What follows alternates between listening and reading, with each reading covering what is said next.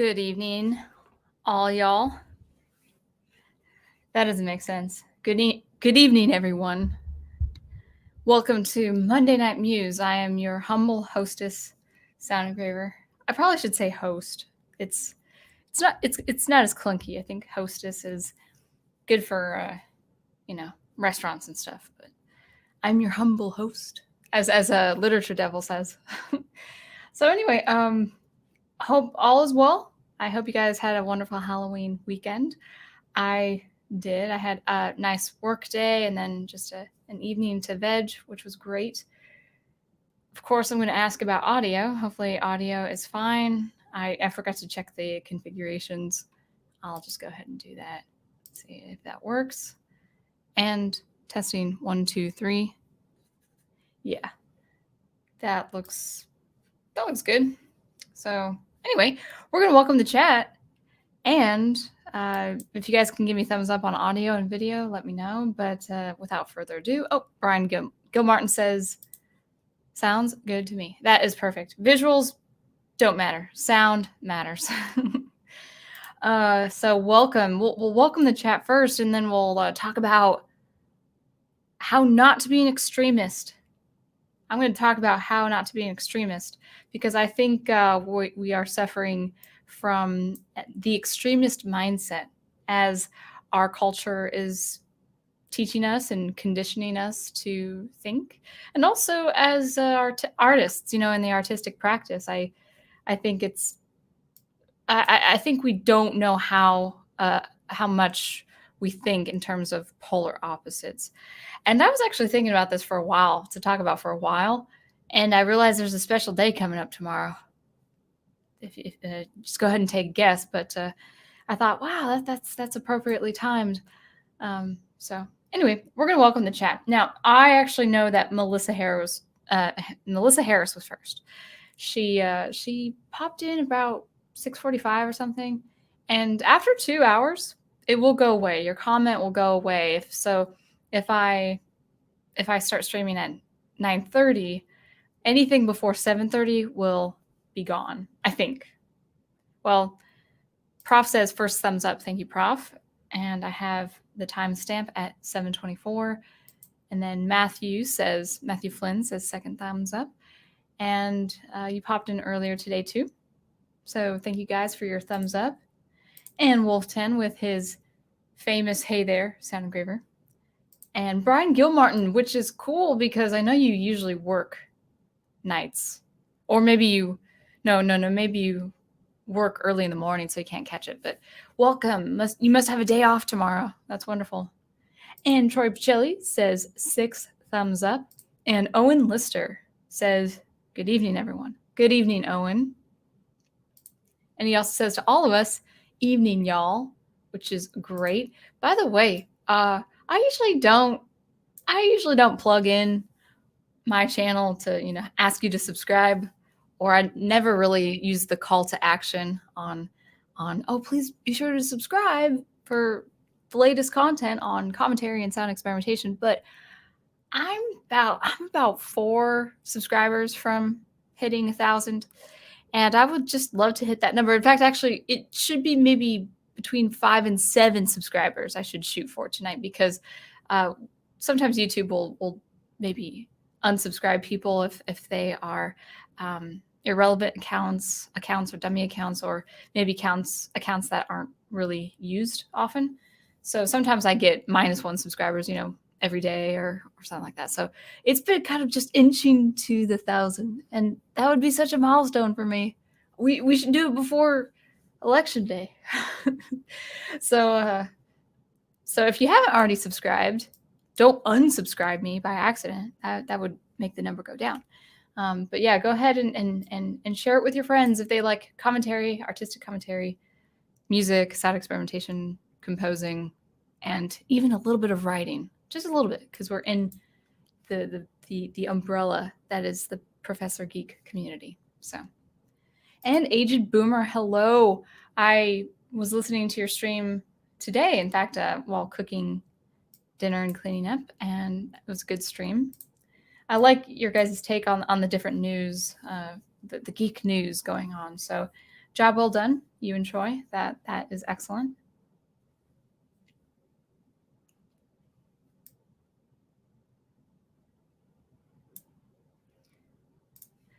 Listener says, hello, humble host. For Halloween, I watched Ghostbusters. And I get the signature hi, sweetie, with the heart from Netters Network, of course. And thank you, Troy. Looks and sounds awesome. And Jedi Masters Utopia, welcome. Anyone else? I think that's all I can see.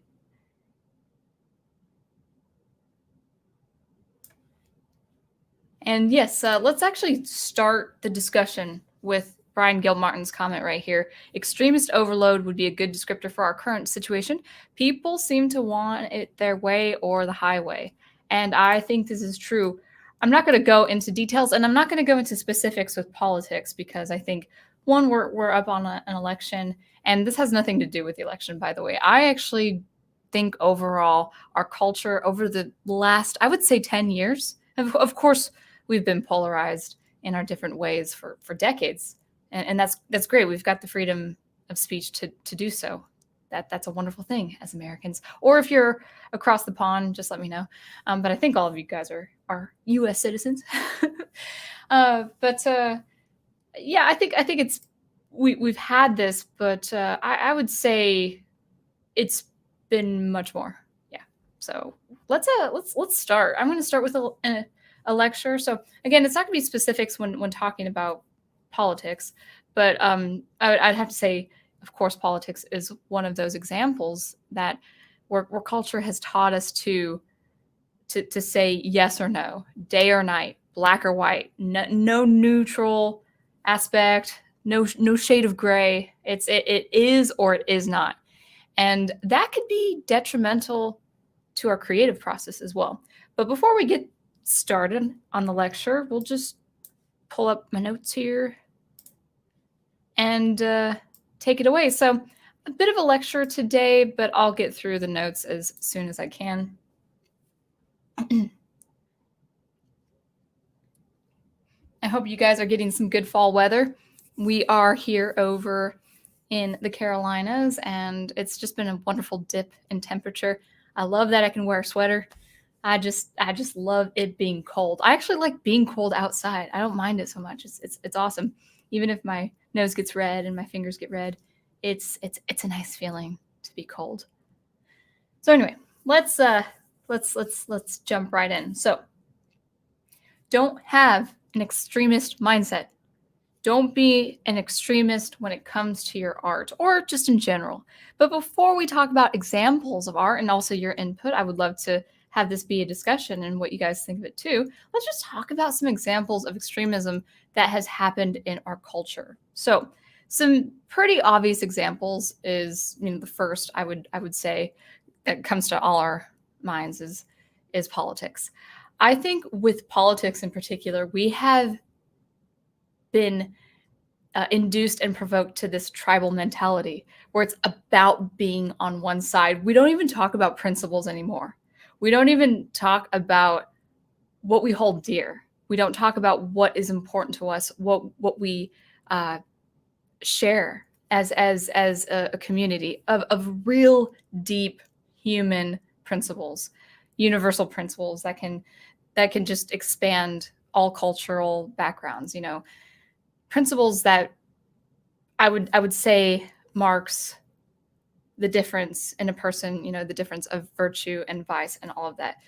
But even so, even if it's something on the economy or something fiscally or something socially, we don't really talk about solving problems. Have you noticed that? We don't talk about solving problems. We just talk about the problem, what the problem is. And then we just slander people who disagree with us. We have a tribal mentality. It's about being on one side. And while being on one side, we hyperbolically express the good and the virtuousness of our side and the elemental evil on the other side. There's no middle ground. We have been conditioned to think that those who disagree with us are evil, at the very extreme, or at least not worth our time or our energy or our attention. And that's simply not true, because people even who have dynamic differences in opinion, they're still human beings, and they still need to be treated as such, with respect and dignity. So I do think politics has just provoked an almost animalistic mentality where we don't have rhetoric, we don't have arguments, we just have insults and attacks and all of that. Now, for me, and I'm not saying this as a boast or anything, but I've always been quite neutral about politics. I'm not apolitical. I do have values. I do have things that I hold dear that I think are important. And if there's a candidate who upholds those values, I'm going to vote for that candidate. But overall, I am neutral about politics. I've always been, actually, ever since I was in high school. I remember a band teacher really, he didn't get on me for this, but he kind of like, he was pushing me to consider getting more into politics.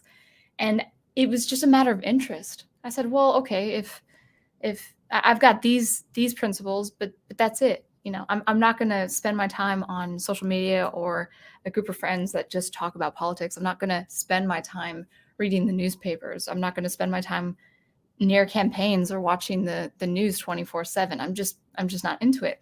Now, some people are. Some people have a great, incredible calling into politics, as a matter of service, and especially if they feel they need to be there. Yeah, absolutely.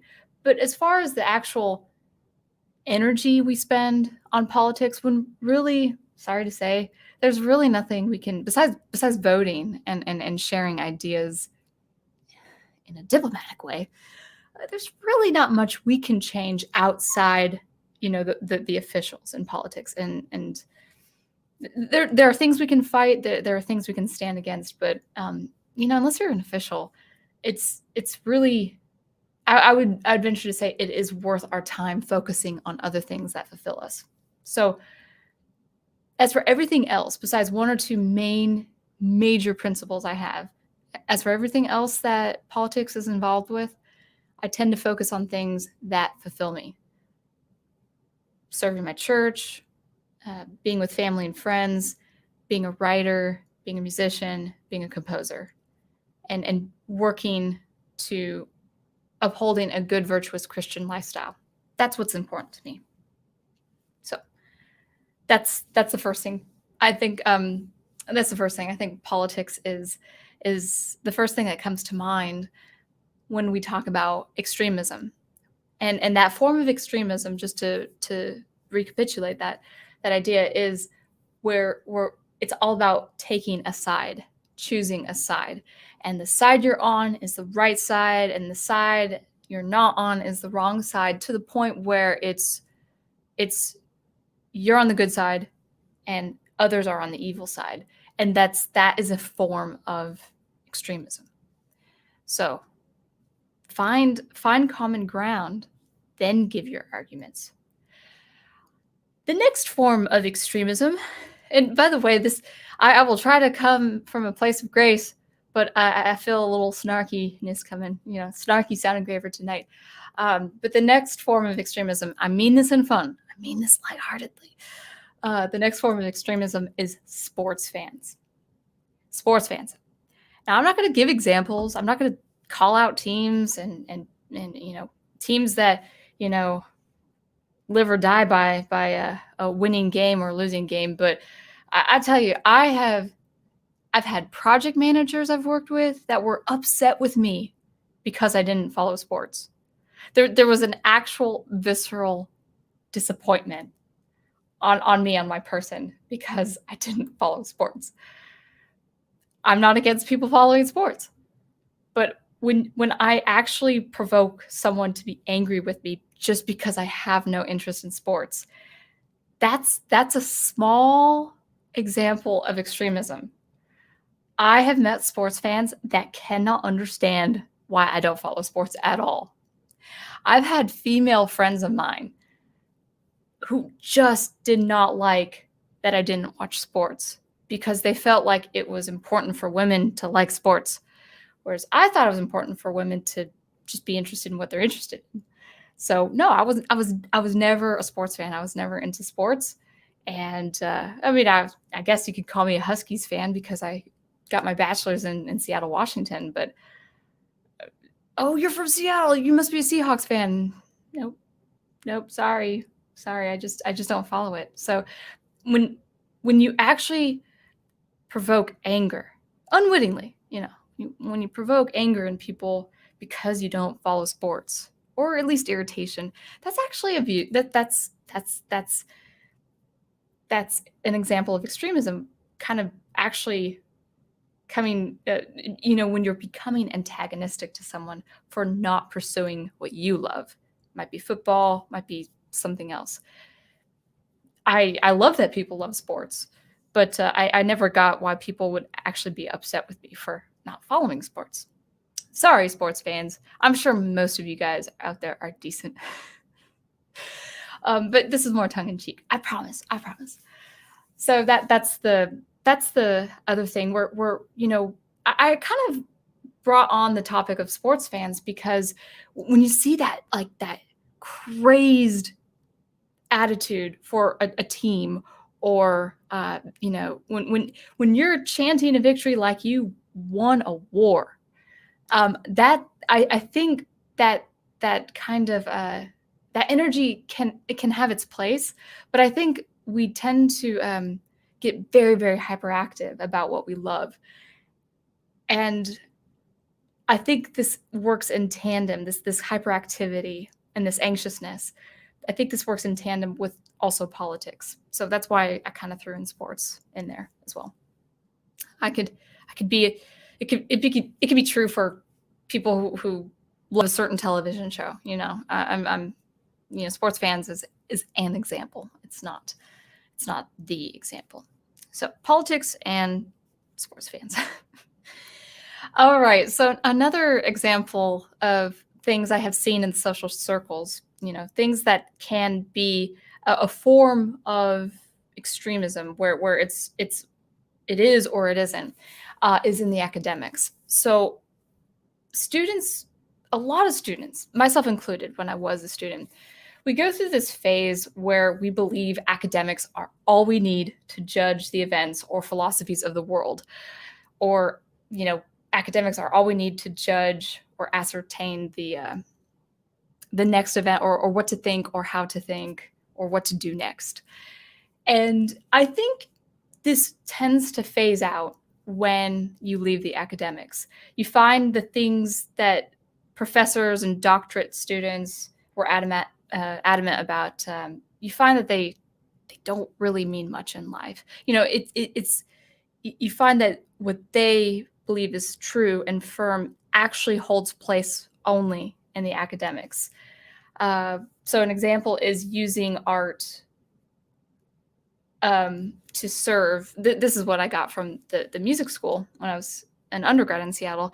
That there was this idea that no, you're only producing art, or you're only composing music or using art to serve a select group of people. There was kind of this antagonism, this antithesis against composing music that has a wider appeal, or garners views, or something that is popular or well received, liked. That is kind of, it can come to a form of extremism if you stand against it. Well, the goal then is to produce music that is the opposite of that. Make your music as much as disagreeable as possible, as inaccessible as possible. That's a form of extremism for art in the academics. And then I saw that a lot. I hope this makes sense.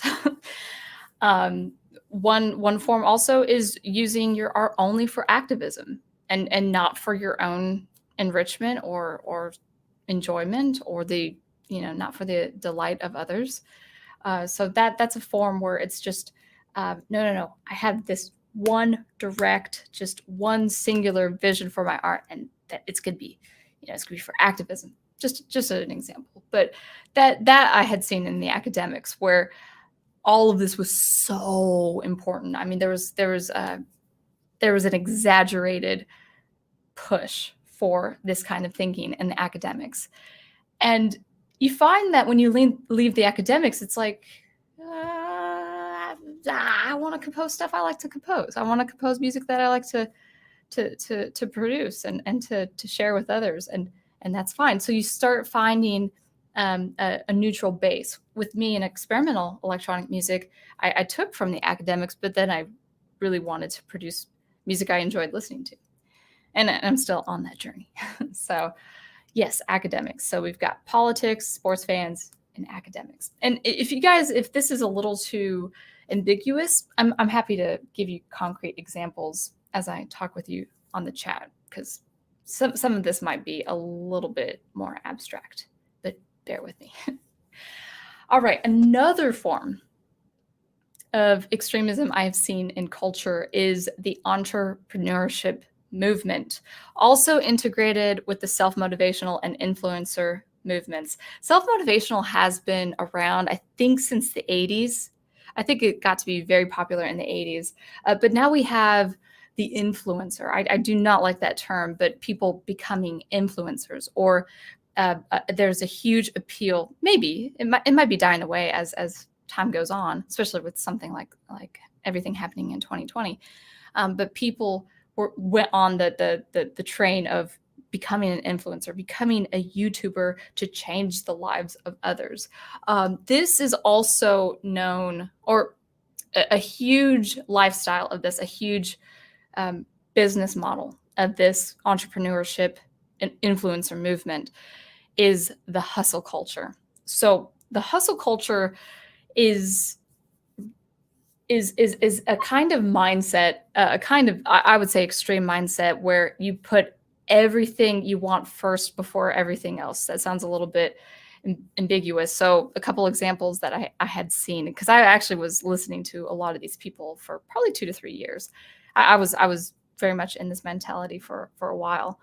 But the hustle culture is, this insatiable need to be wealthy, or this insatiable need to have not only business success, but like you have to be the cream of the crop. You have to be on the top of your game all the time, 24/7.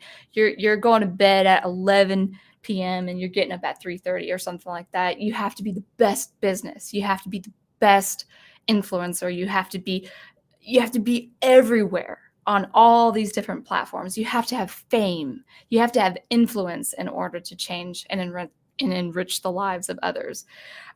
It's putting the career and self-interest above everything else. And I think I'll go a little deeper into this idea. And I actually like to talk about it, just as a separate stream. But I think because, especially in the last 10 years, because of these unprecedented levels of anxiety, self-care has been presented as this altruistic goal for everyone.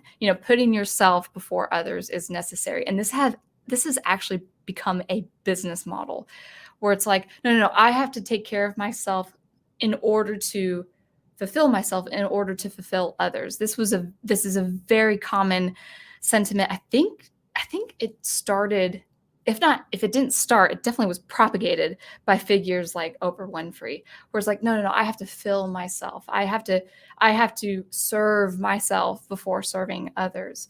And this has been really since the 80s, I think, maybe even before. But this is an example. This is a huge, huge aspect and lifestyle of the hustle culture.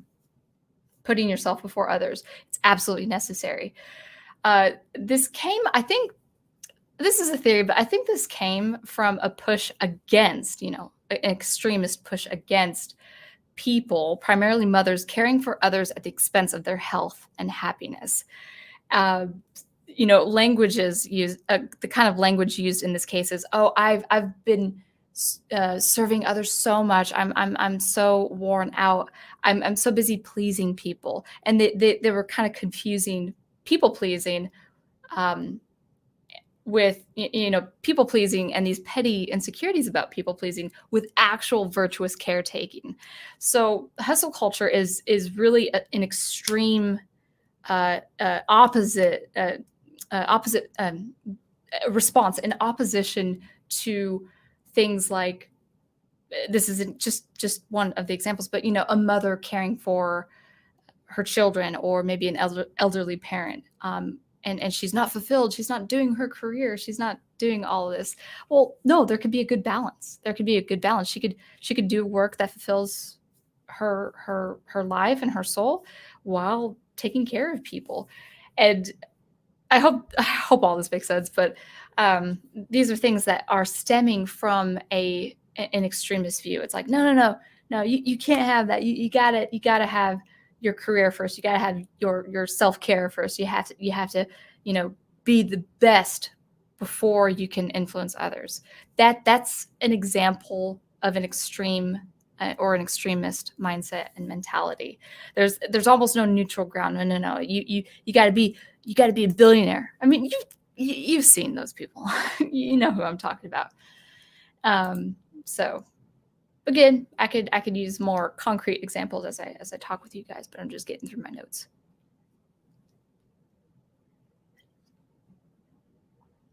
So when I say extremist mindset, I'm talking about seeing something, being totally against something, and responding to it by doing the opposite. That's kind of essentially what I'm saying. That's kind of essentially what I'm saying. No, that's essentially what I'm saying. So I'll use two artistic examples now. So with social examples, with cultural examples, we see the hype in politics, in sports, in academics, and also in entrepreneurship and business models, like it is with the hustle culture. That's hard to say. Hustle culture. Huckleberry. That's what it reminds me of. So let's go from the social to the artistic. I'm just going to use two examples. I'm going to start with electronic composers. So I think, by and large, I love listening to electronic music of all genres, and it could be accessible. It could be mainstream, not so much EDM. I'm really not into the mainstream electronic music. I'm more into the eclectic, downtempo, and ambient electronic music. But whatever the case may be, whether it's more mainstream or more experimental, that's a bit more unusual or not as popular, whatever the case may be, I have seen this among electronic musicians and composers on social media. And that is the general disdain, every once in a while, the general disdain of the word genre. And I have seen composers say, no, I write genreless music. Every once in a while. This is, in opposition to mainstream, or in opposition to being influenced by, or in opposition to producing what is popular. I have here in my notes, every once in a while, I'll see this disdain for the word genre among composers of experimental electronic music. And also this attitude is found in the academics. They don't like the idea of categorizing music. But the truth is, people categorize things in order to best remember them. So I would say experimental music is a pretty broad term. You've got lo-fi, you've got trip, you've got glitch, you've got trance, you've got ambient, you've got down-tempo, just to name a few. But we need these categories. We need these categories in order to have a reference on where to expand our experimentation. But I see a general sense, this like, I don't want to be known for this kind of genre, or this kind of music style, or this kind of composer. I want to be my own thing. Well, that's great, but even if you take 5 different things, let's say you take bluegrass, folk, ambient, lo-fi, and jazz. Well, guess what? We're gonna read those. If you listen to enough music, you're gonna hear, oh, okay, that sounds a little bit like folk. That was composed in Oregon, for instance, or maybe European folk. Oh, I hear a little bit of jazz, maybe contemporary jazz or fusion, but I also hear ambient. Oh, I hear shoegazing. If you listen to enough music, especially enough different music, you're going to pick out influences. So your audience, if they do listen to a lot of music, your audience is going to think, oh, okay, they did low fidelity here, and then they did down tempo here, and it's fine. It's fine. It's just how you have been influenced.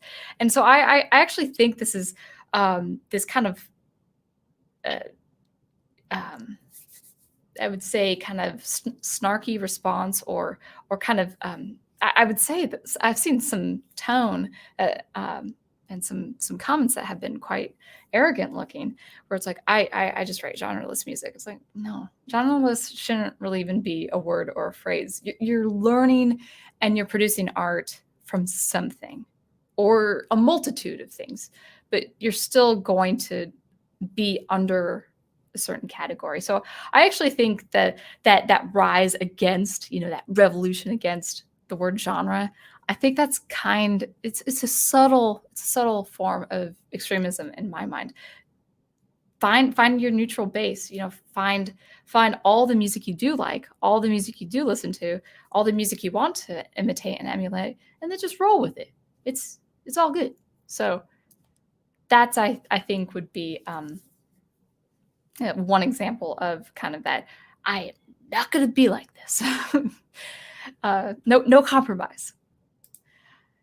And the other example I'm going to do for the to give for the artistic practice is writers. So we talked about electronic music composers, but let's talk about writers, okay? And this might be a little bit more uncomfortable for you guys because I'm going to get real honest.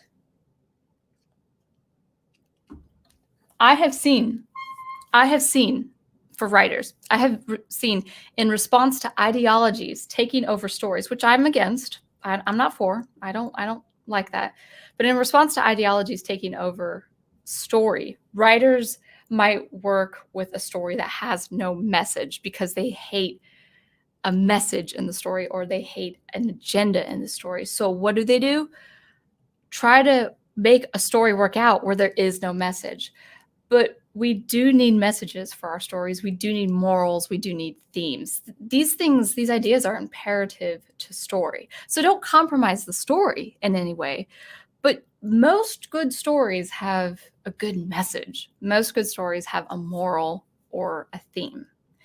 I was listening. It was a few months back where David Stewart, the YouTuber, a wonderful channel on writing and commentary. He hasn't done much writing as of late, but it's probably just due to the year and family commitments and all that. But he has some very good takes on writing, and he is a writer. He has published several things. Well, he once expressed that he had received criticism for using a female protagonist because people had become so overly sensitive to feminist ideology taking over good stories to where he would be, told, like, why do you have to be female? I mean, that's a form in terms of the audience, calling him out on that's kind of an extreme view, because really you've got male, you've got female. Chances are you're going to have a protagonist who is female. So that's one form of extremism from an audience side, from a critical side as a reader, which I think is unwarranted. I don't think just because you're overly sensitive to third wave feminism taking over stories doesn't mean you can't have a good female protagonist. And I have seen writers and illustrators, another example, I've seen writers and illustrators in response to third wave feminism that brings down the femininity, that makes the female more masculine. I've seen writers and illustrators they would overdo it. They would hypersexualize women as a direct response and opposition to third wave feminism. That's an example of extremism, that extremist mindset where it's I'm doing the exact opposite to what I don't like to spite you all. That's you don't have to do that. There's no pressure. There's no pressure to do that.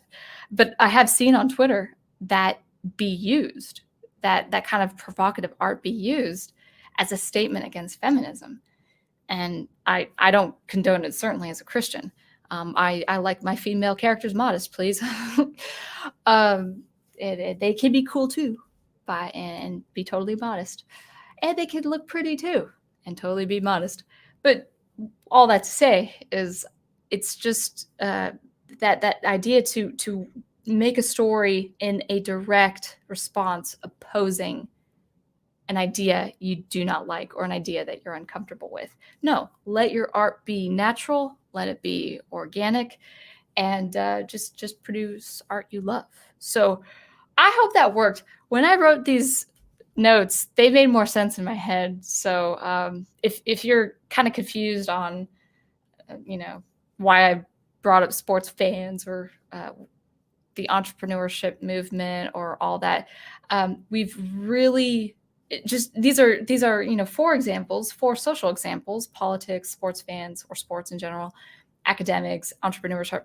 These are four examples of many things that in our culture, in our day-to-day entertainment, recreation, workforce, church, whatever the case may be, we've been inundated with this idea that it's acceptable to be so one-sided. It's acceptable. You might be one-sided on something you hold dear as far as principle is concerned, but do understand that the person on the other side is also a human being as well. And then I had to use two artists as an example, what I've seen among electronic music composers and also writers. So I just realized I had more notes. So why do we have the propensity to have this mindset? I have a few reasons. Community. We have the propensity to have this extremist mindset for different things, for a multitude of things, because of community. We tend to stick with people, or we tend to stick to people who have the same values and ideas. That's fine. That is okay until we demean and disparage those outside the community. We do want acceptance and belonging. That's a natural human need. But because of media, we have cultivated opinions as the means of acceptance and appreciation. Opinions should never be that important. People are worth more than their opinions. I'm worth more than my own opinions. I'm giving you my opinions right now and some theories to go along with that. But I, as a human being, as a human person, just a living, breathing miracle, as you are a living, breathing miracle, we are worth more than our opinions. And we have to treat others with that same dignity. Have you ever noticed lately, I just started noticing this, and if you have heard this word, please tell me.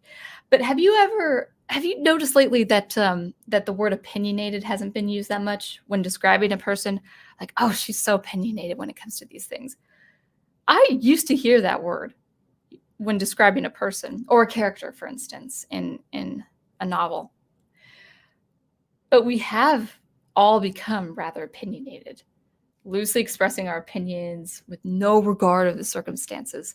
So opinionated is that descriptor, that's an obsolete term.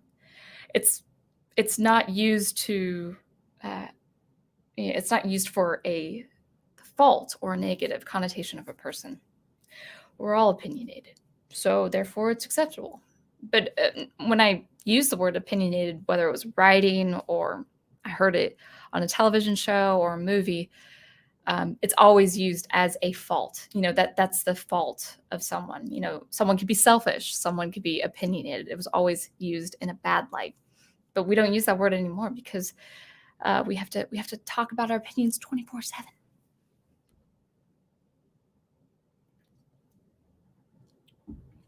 So that's one reason why we have the propensity to have this extremist mindset, because we want to have a community of some kind. And that's fine. That's a natural need, but not at the expense of others. We really should find common ground. The next reason is pressure. There's pressure to choose a side. So those who tend to stay neutral, like me, on most things, I've seen people, not myself in particular, but I have seen people, commentators, for instance, who are pretty neutral on different things. I've seen them criticized for not seeing the severity of the situation. Oh, you don't think this, you're not for this, you're not against this, well, you don't know the severity of the situation. You don't know how heavy the situation is. And that's not true. Neutral people just tend to focus their energy on things that are really important as far as work and other things. It's really a matter of not wasting so much time and energy to disparage the other side. And I think the final reason I came up with for why we have this need to have this mindset is we want to be seen as different. There's this natural need among all of us, especially artists, especially here in the United States. We have this need to be unique. We have this need to be different or to stand out. And this could be healthy. We all have different traits. We all have different quirks. We all have different talents. That's fine, and that can be explored. But what I had seen in the academics, for instance, is that artists wanted to be so unique and to stand out so strongly that they and their art became rather inaccessible because they didn't really want their art relatable. Because it would maybe they had kind of this notion, well, if I make my art accessible, well, then it means it sounds like other people's art, and therefore I'm not unique. I mean, that could have been a notion. It could have been something I even struggled with as a university student. And I think with academics, in this needing to be seen as different, there's this general prejudice among artists against art that is well received and that is very, very popular. Very popular, I mean to say outside the academics. It could be that it wasn't unique enough, or that person isn't different enough, or that person isn't enough a revolutionary. So what's the solution? Well, try to do the exact opposite of the popular, no matter what that means. So again, that's an extremist mindset. You don't like something, you're against something, maybe you have a prejudice or a bias against something. Well, you do the opposite of that to spite that thing. That is not the role of an artist. That's not the role of an artist. Just, I do think some artists, I would say, I could say that there's a handful of artists that would probably feel fulfilled doing art just for that sake. But I would say it either be short-lived or it's very few and far between among artists. I think artists need to explore art and producing art that really gives them fulfillment and also delights other people too. And I actually don't think that's an extremist mindset. I think that's a pretty neutral, pretty tame mindset.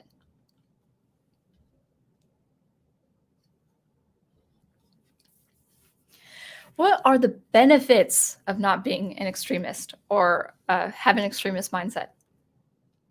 Well, you have the time and the energy to focus on the main thing. For me as a composer, composing. Because I don't concern myself with my music being genreless, I could take from all kinds of musical styles and influences at my leisure. And I could focus on composing. People say, oh, you sound too much like this. Well, with all due respect, what do I care? I mean, if it sounds too much like this, fine. That's cool. That's how I did that music. Maybe it wasn't even intentional.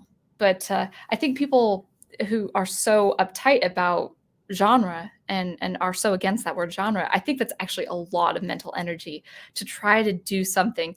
Unless it's like a creative challenge that you want to do every once in a while, fine. If you want to sound so different and so removed from what people normally hear, cool. That's a good creative challenge. In fact, you might find really interesting things. I'm working in granular synthesis. That not many people work in granular synthesis in SuperCollider, but just granular synthesis in general. And I love it, and I'm going to find some interesting sounds and textures. But is it so important to me to sound completely different or completely removed from everyone else? No. In fact, I think that would be a lot more energy spent on that, where I just want to use that energy to compose. Sorry, my mouth is getting dry.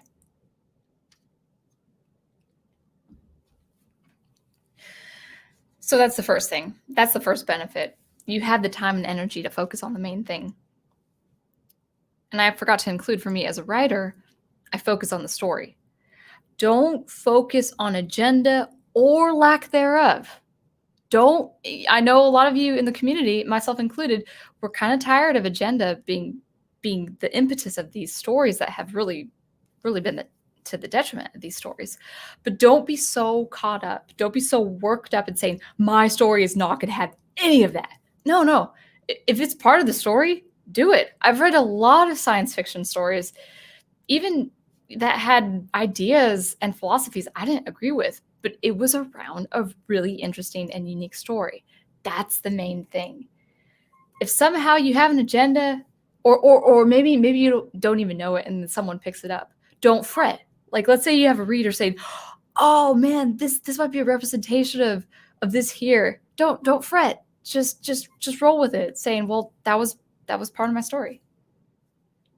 I didn't mean for that to happen. It's just part of my story. So this gives me the liberty to fashion my story and my characters however I need to.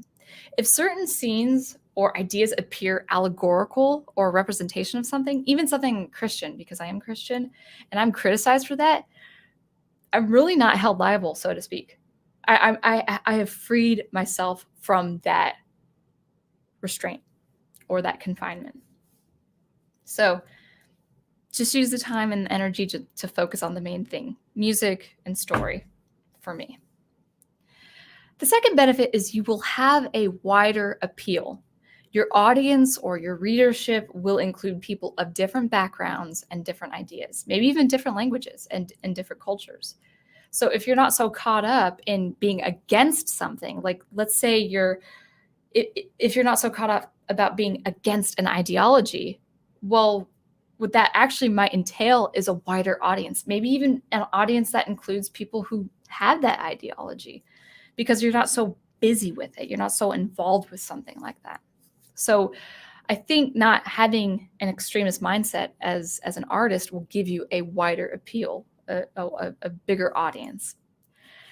And I would say, for me, at least in my experience, I could create art as a ministry or as a service to people, delighting people with my art with no strings attached. I would say, in general, don't use your art as an attack on people to prove a point. Don't use this to attack people you disagree with, and don't focus on the negative criticism you might get from your art for being neutral, so to speak. That's not extremist enough. Don't focus on negative criticism unless it's something that betters your art and your artistic experience. So those are my thoughts of the extremist mindset. It may be abstract, but this is kind of how I roll.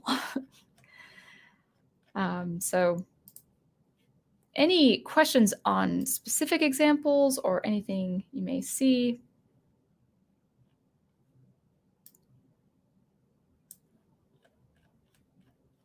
Or think or understand?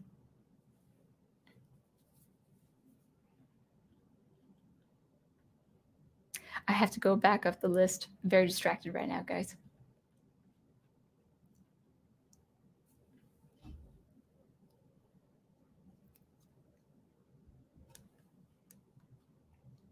Oh, Matthew, you're across the pond. Cool. That's right. I forgot. I think that's good. England? Agent Boomer, do the leaves change color in your state? Oh, that's a good question. That's a good question. Yes. North Carolina is very pretty in the fall. And I'm so happy that North Carolina has the different trees. The beautiful thing about North Carolina, the interesting thing about North Carolina is in terms of nature, North Carolina has the most diverse shades of green I have ever seen in any state. And because of that, there's a lot of pine, and I love pine, but there are a lot of deciduous trees, all sorts of trees. Raleigh is called the City of Oaks.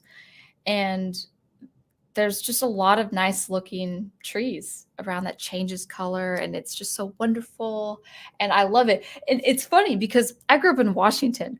So I thought every state had a change in colors of the leaves. I thought every state had 4 seasons. Boy, was I wrong. So I lived in Wisconsin for 2 years, and there's like a 2-week fall. You get fall for 2 weeks. and then it's snow for 7 months. And I enjoyed those 2 weeks, but 2 weeks goes by fast, you know? And then in Arkansas, it's very interesting. In Arkansas, there is a fall technically, but the summers that I've been, you know, I've only lived in Arkansas for a few years. The summers could get really humid. There could also be droughts. It depends on dog days and different things like that. But unfortunately, in Arkansas, at least when I was there, the trees, they were deciduous, but they shriveled up. I mean, those leaves dried out depending on the season. And they wouldn't change colors, unfortunately. So it's like, oh, fall. It's like, no, those leaves are brown. They're already dead. They're just waiting to fall. And so that might not be Arkansas all the time. But it was when I was there. I was like, maybe actually North Arkansas. I would go. I took a trip to the mountains once, and there would be some beautiful colors there, but not as diverse as Washington or North Carolina. And I think you're based in Florida, so I don't know what to say about that.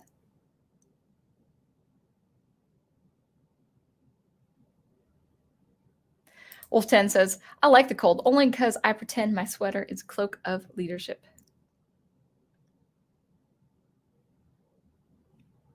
Yeah, so I agree. Without getting too political, you're right. We really don't talk about what we hold dear. We just say this person is that and call them names. And I think that's actually why, even though I agree with a lot of people in this community, I will never use the term, besides using it in this example, I will never use the term SJW. It's just too generic a term. Unless a person comes up to me and say, I am proudly this, and you call me that, please. Okay, I'll refer to them as such, but it's too generic a term. And the reason why I say that is when you think of that term, you think of you have an image already set. You know what that person looks like. You know how that person speaks. You know how they sound. Well, maybe that person has some values, but then has other values that you would agree with, or they understand the ideology of that, but they don't associate themselves with that because they think of something else. I just don't like it so much. People say, well, Michelle, you just talked about categories. And shouldn't we have categories? Not when it comes to human dignity. I don't call people names. I don't call people categories. I was talking about music. And people do categorize music to remember it better. You know, you're gonna think of Beethoven being classical. Totally legit.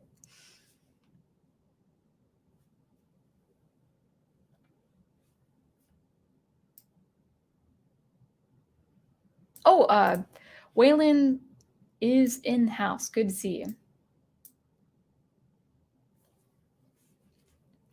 Yeah, you're also right. People have turned politics into a religion in lieu of actual religion. The only thing is they won't hold to that religion. If they want to change it as they see fancy, they'll change it. But it is that zeal. It is that zeal that we usually see for most religions. You're right about that. And Asia Boomer is right. These days, I find that politics is interfering with the creation of good art. Yeah, I agree with that. And you know, you can make a political art piece and do it really well. There's room for that. But if it compromises the quality of the art or the story, then no, it's not good. Orville Nation is here. Extremes are not good. Now, I actually wrote a string quartet way back in the day when I was a graduate student called Peripheries, and I did use extreme parameters of the string quartet. I used the most pivotal extended techniques. I was very proud of it. In fact, it was Peripheries because I was expanding at one point at the end of a technical boundary for the string instrument, and then I would morph it through a trajectory to the other point of that boundary. So it was like, so here's the boundary of string technique. And here's one point, the extreme side, the peripheral. This is at the very edge of the technique. And then it would just kind of morph to the other end, like as a trajectory. So I worked with extremities. And I think extremities can be very helpful for the creative process. But you have, the caveat is you have to do it well. You have to do it well.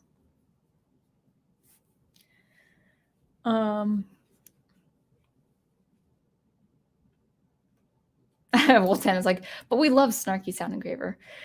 Only if I'm kind. Sometimes I could get ahead of myself there. Owen Lister says, never was much of a sports fan myself. Yeah, and I'm not against sports fans. I mean, I understand the appeal. I understand why people love that. I love tradition. So if sports is part of a family tradition for you, that's awesome. That's awesome. But it wasn't until living in the South where you had to be a sports fan. What?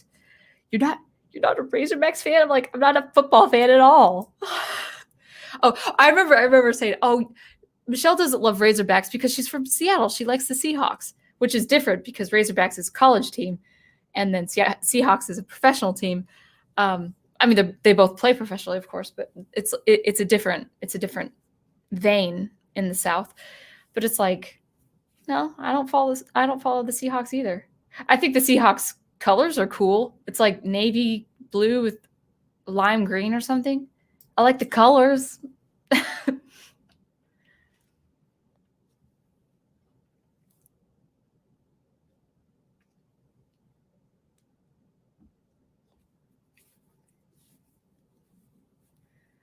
Oh, no, actually, Wolf 10, when you say it's important for women to be interested in sports, no, these were my female friends. They did not like that I wasn't into sports because it's like, no, we got to show that women are into sports. I'm like, if you look at a station, televised or not, you'll see half the audience is women or viewers or whatever they call spectators.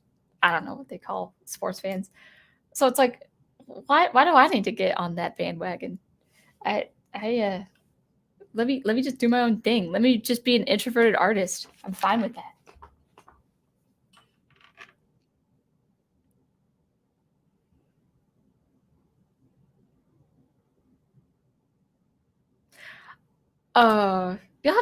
Sorry, Matthew Flynn. It's all about Transformers for me personally. As far as the franchises and what's happened, I'd probably need some clarification.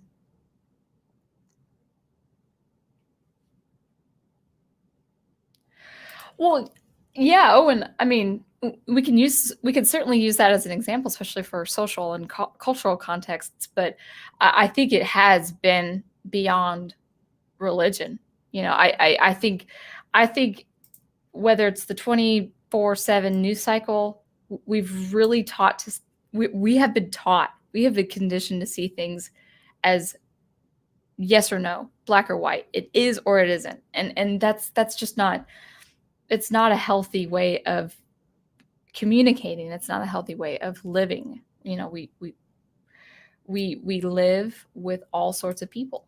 And if we see something as just that, and there's only the opposite to that, no, that's not healthy. And we're slowly learning how to apply these things in every aspect of life.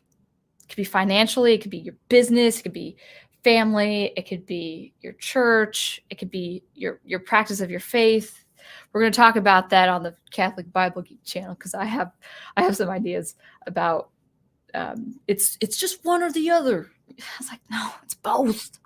Proverbs 6:16, just to give you a hint on what I would talk about. No, not 6:16.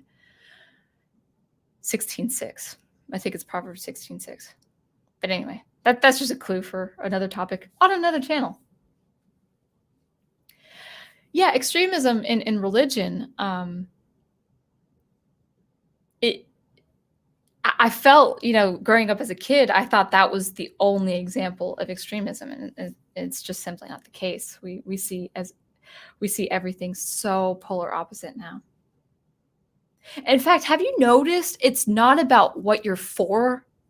It's always about what you're against. So if you're for something, let's say you're for something in something political.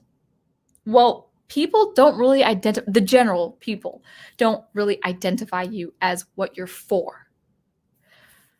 They usually identify you as anti. I mean, kind of hate to use this as an example because it's just part of our culture. But I'm just using this for the topic's sake. I personally am for the right to not wear a mask. And I'm for the person's right to wear a mask. But I wouldn't be labeled as such on social media. I'd be labeled as an anti-masker. That's not true, though.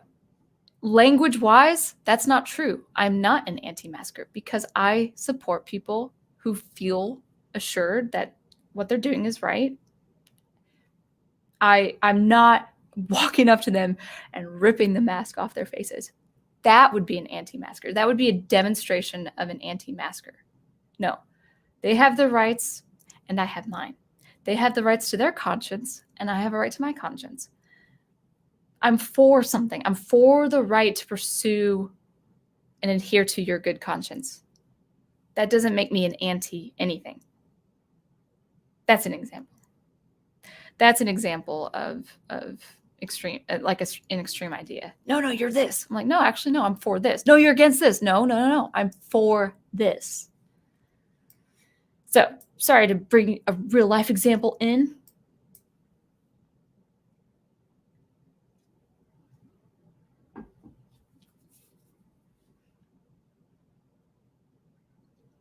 Brian Gilmartin says, academics are what I like to call book smart, but street stupid. Maybe. There might be a debate with that. I mean, not against you, meaning that they might be well-read or educated, but they have no sense of how the real world works. I should have just finished what you said.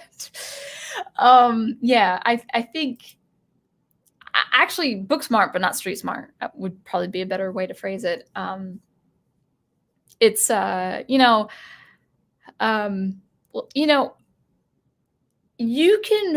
have a lot of liberty and a lot of leniency in the liberal arts to express your opinion. As whether you're a tenured professor or a student, in the liberal arts, you can get away with a lot of crazy, crazy theories. But you cannot get away with crazy theories, tenured professor or not. You can't do that in something like engineering or electronics. Let's say you have a professor who, or a doctorate student who has this, crazy kind of theory for civic engineering. And that theory does not work in the building of a bridge. That bridge falls and people die. That person ought to be held accountable because that's a devastating thing in the real world. So I think maybe in engineering you have to be more objective. Maybe in science, hopefully in science these days you have to be a little bit more objective. Math can probably get a little loopy, but hopefully objective as best as you can. But with something like liberal arts, professors can get away, students can get away with coming up with some crazy theories that have no application in the real world. And there you go. You'll find some interesting reads in the library. I am feeling very snarky tonight.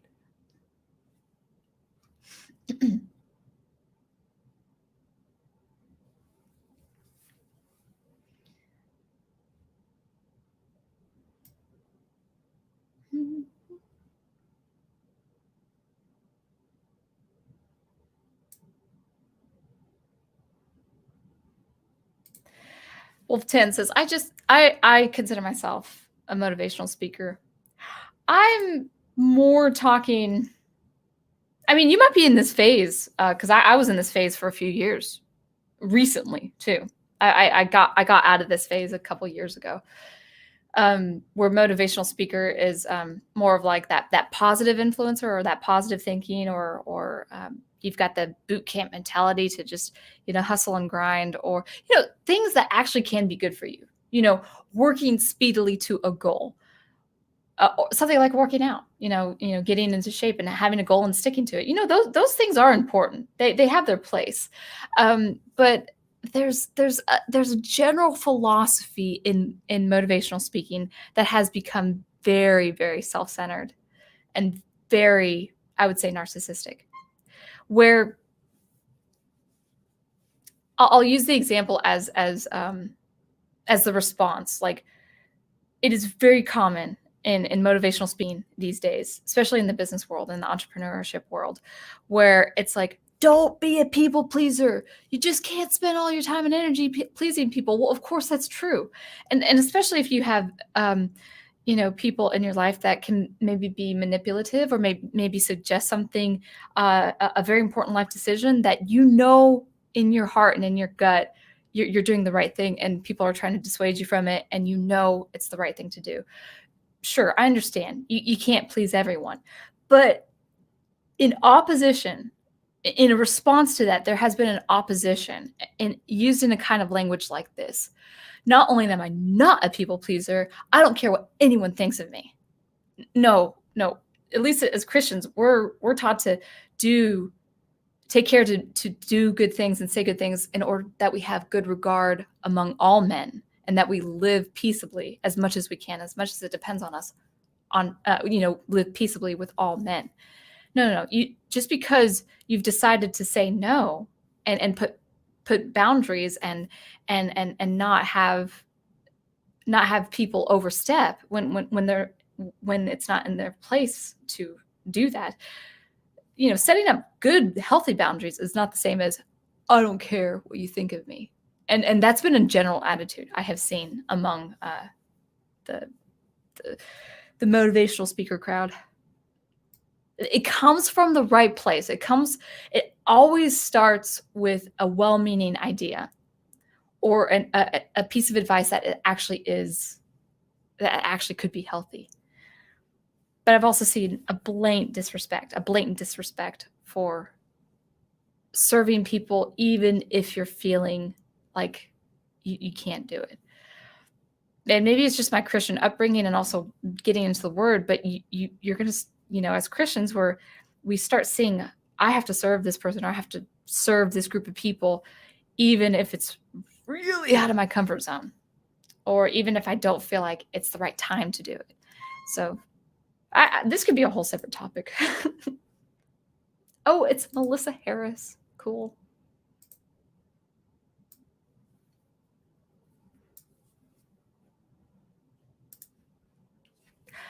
I didn't even think about that. I'm happy to give you examples of this extremism. Take this maniac, Troy Pacelli, for example. I don't think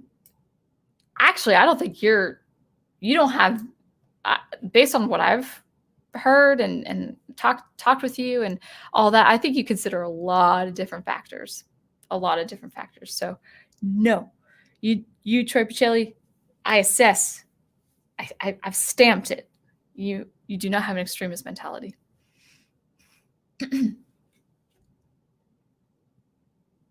Oh yeah. It is Melissa's birthday today. I saw that on the Facebook group. Oh yeah. Okay. I gotta sing. I don't think I've sung all day. Happy birthday to you. Happy birthday to you. Happy birthday, dear Melissa. Happy birthday to you. So I hope you have a wonderful day, or have had a wonderful day. I hope you've celebrated. And hope many more to come.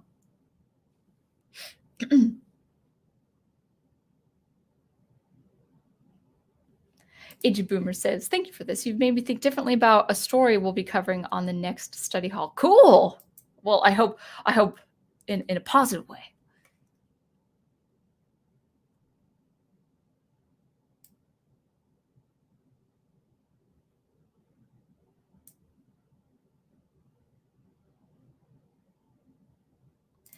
Yeah, people pleasing does not equal altruism. It doesn't, but some good old fashioned courteous caretaking is not people pleasing either. People in general have confused their insecurities about pleasing people. They've confused good service to people, serving people. They've confused that. They've confused the honor and dignity of serving people with, I just got to fend for myself because I can't make people happy. I know this kind of sounds like an abstract example, but I just heard it so much. I was inundated with it, with all these influencers and business models and people. It's like it's a very strange. We have a weird knack as human beings. I can't speak for any culture besides American culture and English speaking culture. It could be the same with just human beings all over the world, but we have this knack of taking something and then just going directly opposite against it. So we'll say people pleasing is wrong. Yeah, people pleasing can actually be detrimental to your health and energy. Absolutely. But the response isn't to be callous and say, for this reason, I'm not going to care what you think. No, Mom, I'm not going to visit you this afternoon. You're too overbearing. Well, okay, maybe you could say no kindly to Mom, saying, Mom, I have to do this thing. And I'm not picking on my mom, by the way. I'm using the example of mom, a mom to another mom. No, I have to take my kids to this. I can't talk on the phone with you today, Mom, or something like that. That's fine. But a blatant disregard for your mother who wants your time that you cannot give. That's what I'm most concerned with. We have a tendency of doing that. Like, well, she just doesn't understand my feelings. I can't give her this time, and so therefore I won't ever give her this time. I know this sounds abstract, but this is how a lot of people are responding. I mean, it's not abstract. Go on social media. Go on Twitter. People are nuts.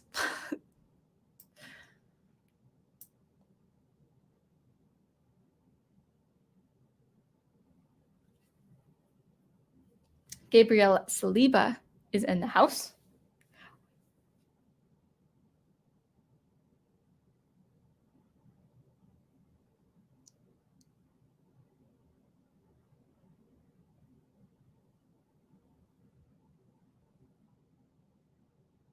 Do. All genres, even Skrillex? Everything's under a kind of category, whether people like it or not. Skrillex, Skrillex is mainstream. I mean, he's experimental, but he is mainstream. It's been a while since I've heard of Skrillex. He's experimental. He could be a blend of IDM, EDM, experimental. He could be all sorts of stuff. And that's fine. And he's experimental and he's eclectic, but he still is. I mean, he's one of the most famous electronic music producers. Oh yeah. He's got some genres under his belt, and that's okay. Unless Skrillex is a genre.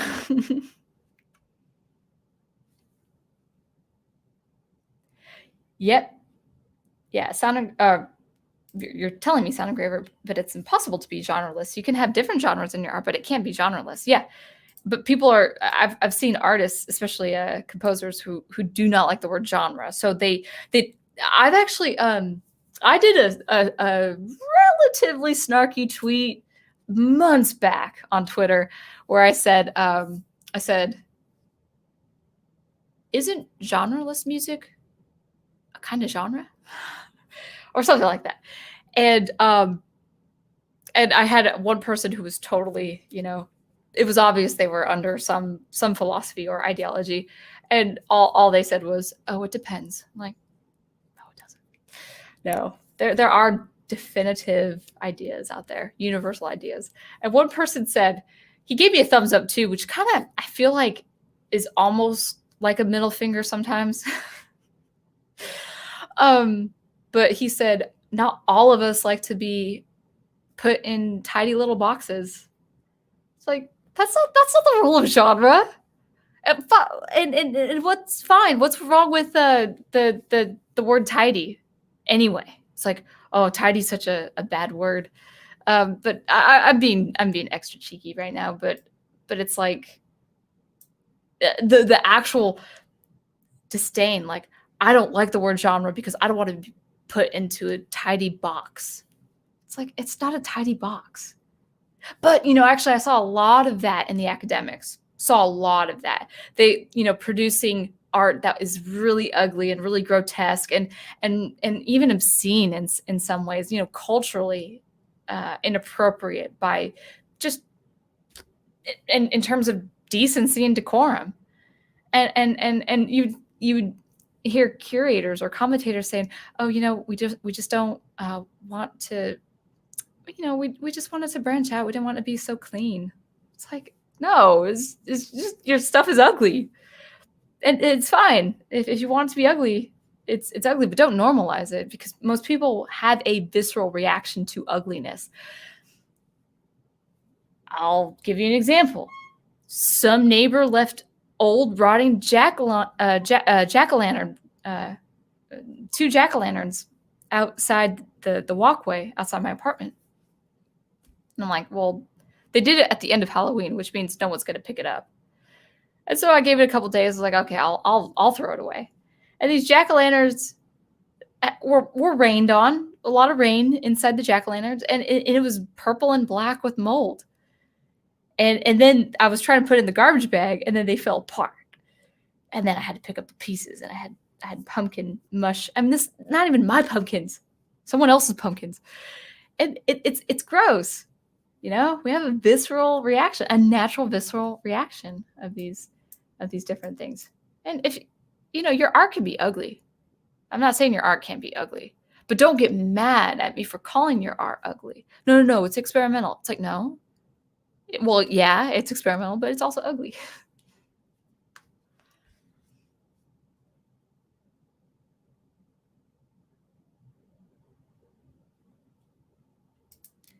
So Sir Torn Clegane says, genre is just another definition. I believe that the purpose of existence is to find definition. I wonder why academics would scoff at something like that. Because they want to be meta. I think academics, if they're not careful, they get way too theoretical. I've read those academic journals. Music theory. I expressed this before on my stream. Music theory could get incredibly theoretical, almost meta theoretical, to the point where it ceases to become music and it becomes abstract notions, or maybe even mathematical notions, which is fine. It's great to see math in music, and especially when used with concrete examples. But yeah, now again, I got to be careful when I talk about my academic experience, because this could be unique just to Seattle at the time I went to school. But there was an antithesis to, or not antithesis, but an antipathy to things that are well received, or things that are unanimously categorized, or things that are popular, or things that are lovely and have aesthetics, great aesthetics. It could be just branching out from that postmodernistic idea that it things really should have no meaning, or things with definition shouldn't have definition, because if you have a definition for something, you're having a meaning, that be a meaning for something or to something, and we can't have that if we're postmodernistic and think everything is relative and meaningless. And I think that is very firmly, deeply cemented in the academics.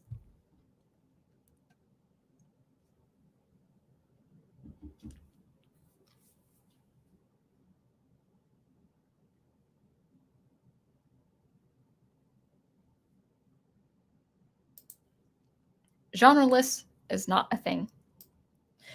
I'm glad it's not. I'm glad when you write the word, it's not spelled right. It has the red underline. I was like, yes. It just does not need to be a word. Professor Geek says, great point. Genre is a necessary part of marketing, purchasing, and consuming music as well, not to mention fiction, film, and other art forms. Yeah, I mean, from a business perspective, I sell my music under electronic music. Ambient, experimental. Actually, I try to avoid ambient because most of my stuff that I've been currently producing hasn't really been ambient. Not in the general sense, but I'd like to compose ambient music someday. But that's how people find me. You know, when you go on Bandcamp or you go on Amazon or you go on any search, well, what do? You browse. Well, how do you browse? You type in keywords. I want to listen to ambient music. Where can I find an ambient album to buy? I want to listen to IDM. I want to listen to EDM. I want to listen to downtempo. I want to listen to lo-fi. I want to listen to acoustic. Where's some instrumental piano music? New age instrumental piano music that has it's a huge umbrella, but some people just go for that. So it's actually a good it's good business sense to do that as well.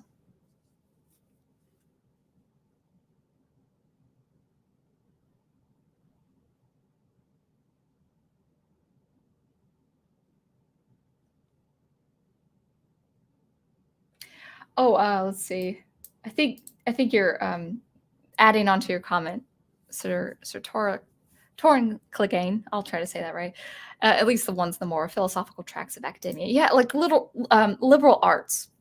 I don't buy that many professors in engineering, for instance, or civil engineering can get away with that kind of stuff. You can't get meta when you're trying to build a bridge. Now, you probably could get a little philosophical or theoretical when talking about aesthetics and architecture and expanding the gamut and broadening the horizon, adding, making that box bigger, or those boundaries, pushing the boundaries on what could be aesthetic architecture, for instance. Yeah, there is room for that. But when it becomes the end all be all, it's like, no, let's dial it back. Let's reel it in.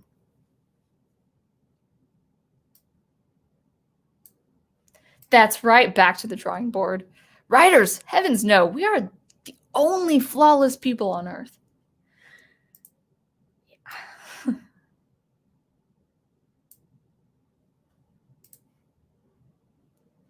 Yeah, so this raises a good point by Brian.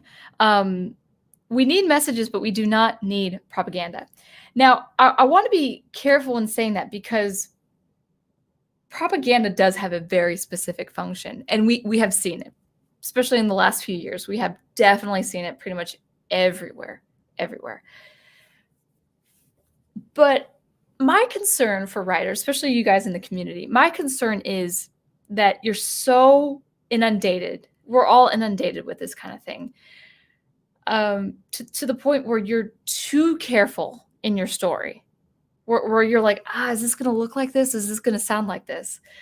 I wrote it on a post months back on the Professor Geek Facebook group page.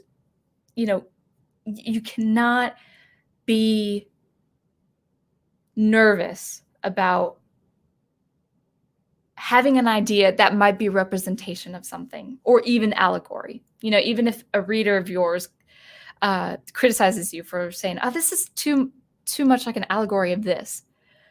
If it serves a story, that's the only purpose. Now, the great thing is we don't really have to worry about producing propaganda, because the beautiful thing that we can see, the truth about propaganda, is that it really does hurt the art. It really does hurt the story.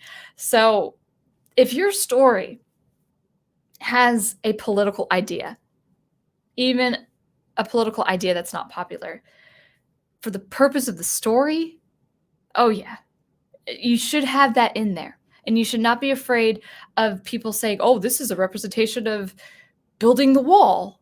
No. Actually, I was I have something in my story where I'm not going to get into the specifics because I think it's a really cool idea.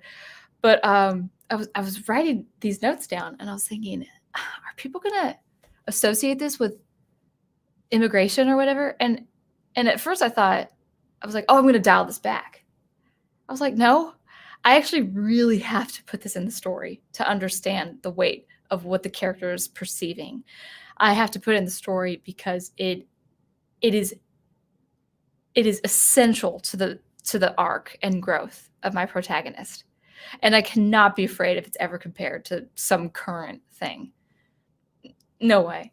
And that's what I'm encouraging you writers is don't be so inundated or overly sensitive to propaganda, because we have been inundated with that with the different franchises to the point where you're so careful, you're walking on eggshells. I wouldn't want that for you. If you have something really important in your story that is essential, that's imperative to the arc of a character, or that's imperative to the plot, you just put it in. You just put it in and don't worry about it. Chances are 20 years from now, whatever the comparison would be, probably wouldn't be relevant. You want your stories timeless. You want your stories timeless. Like Tolkien.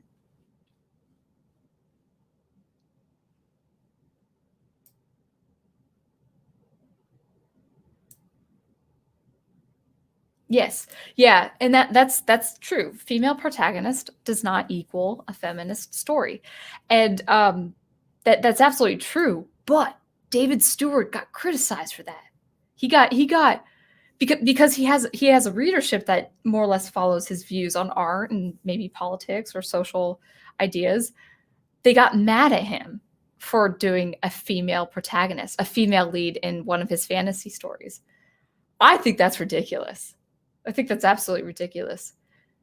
So there will be people, if you start publishing stuff and you're part of a community who has the same, the community has the same ideas you have in terms of social ideas or religious ideas or whatever the case may be.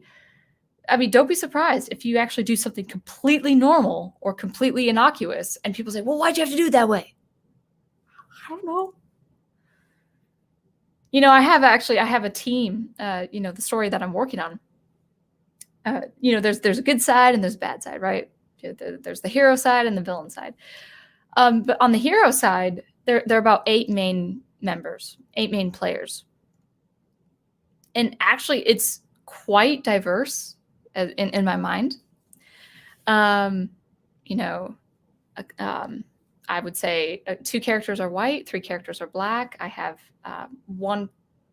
3 are white if you count kind of like European, like Irish or something like that. Even though it's not Irish, I just hear she has an Irish accent in my head. That's right.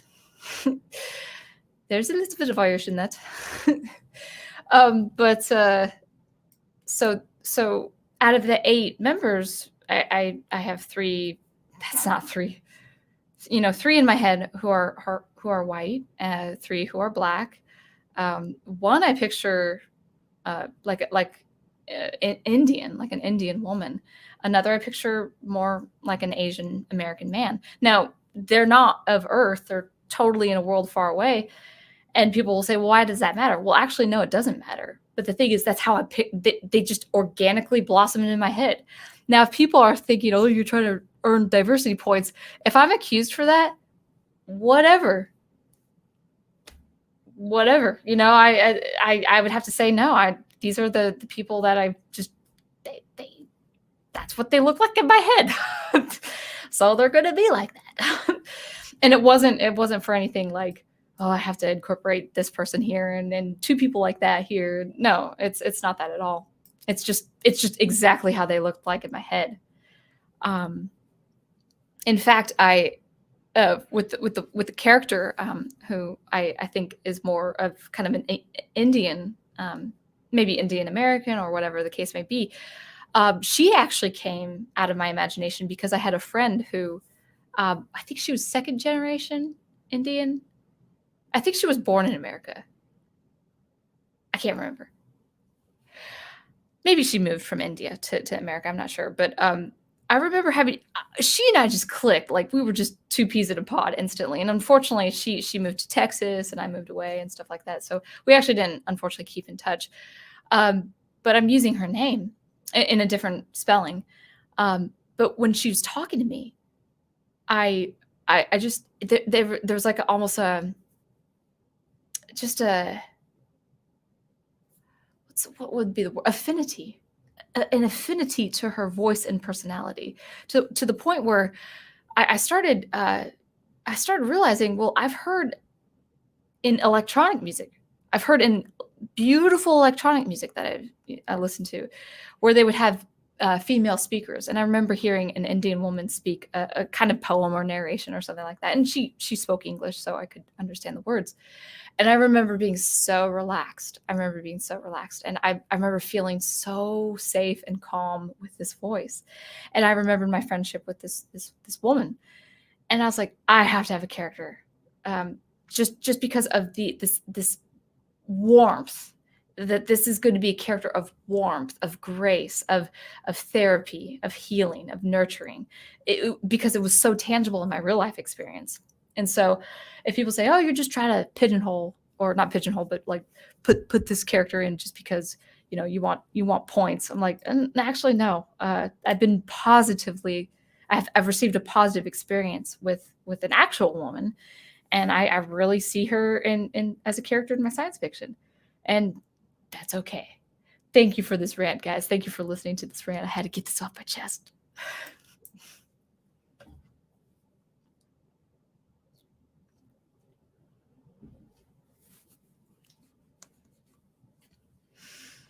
That's right. I have seen you on his chat too. That's cool.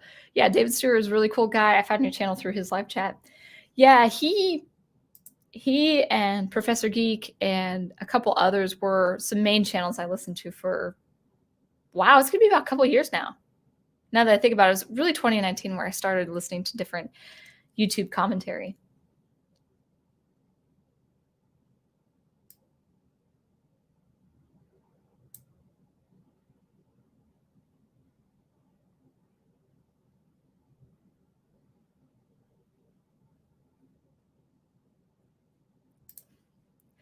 Principles, this is interesting. Let's talk about this. Principles can be extreme too. This is back to the drawing board. Principles can be extreme too. But the right principles with temper, but the right principles will temper each other and restrain the excesses of mindless extremism. Yeah. I would say there are universal truths out there. For instance, this might be controversial these days, but you gotta honor the sanctity of life. If you don't honor, I mean, you could choose not to honor the sanctity of life, but you just set a precedent, a precedent for yourself, and that is, if you don't honor that, how else can you honor everything else? That comes first. And so that's a principle. That's a principle. And now you can be an extremist in order to protect that principle. You can actually do bad things, questionable things, to honor that principle. That's the beauty of science fiction, by the way, is where you're really defending, you could be defending, so to speak, a good truth, a universal truth. But enacting in that defense could be questionable, could be morally abhorrent.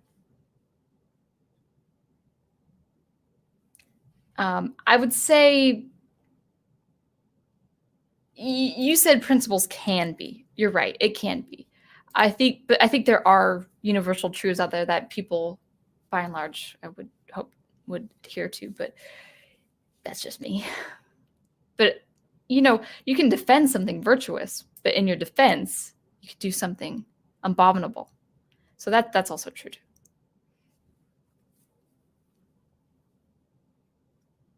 Yeah. Matthew Flynn says, I'm pretty sure categorization is human nature. Oh yeah. We have to do it to survive, Poisonous berries. Is this berry poisonous? Yes, don't eat it. That's all I've got to say. Yeah, that's a good point, Brian. In-group preference should never lead to out-group hostility. Absolutely. You've lost your argument. You've lost your case if you are hostile to the other side.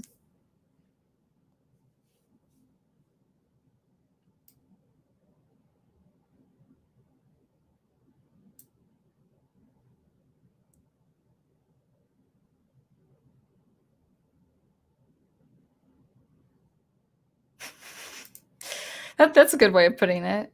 Clegane. I'm just calling you Clegane right now. The lion cares not for the opinions of the sheep. Dude, and that's actually kind of a good comparison. You know, if who is the sheep? The people right now. We're sheep. We are such sheep. Who's the lion? People in positions of power. They don't care about our opinions. I'm gonna keep my thoughts to myself on this one.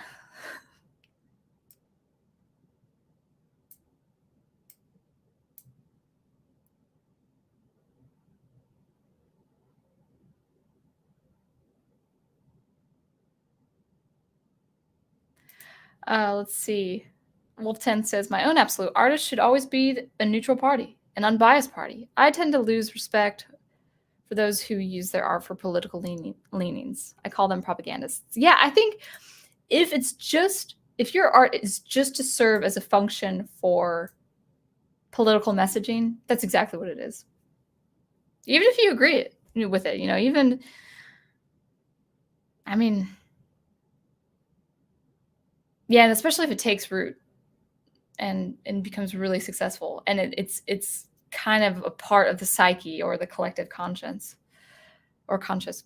Yeah, that's if all of your art is that and nothing deeper, nothing more meaningful, I kind of hope it's short-lived. I hope that that love for art or the love of doing art that way is short-lived, because it's just the art art needs to be used for a plethora of things. It can be used for a plethora of very, very good things.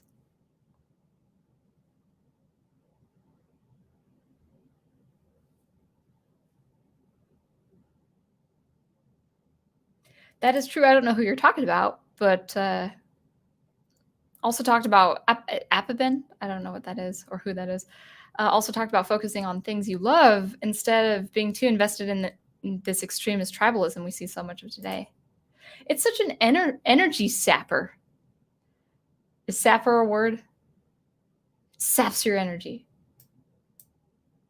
Now, it's not to say you should be compliant or you shouldn't do something you feel needs to be defended or something that needs to be opposed, but not on the level we see, where everything under the sun is opposed with incredible hostility and extremities and all that stuff.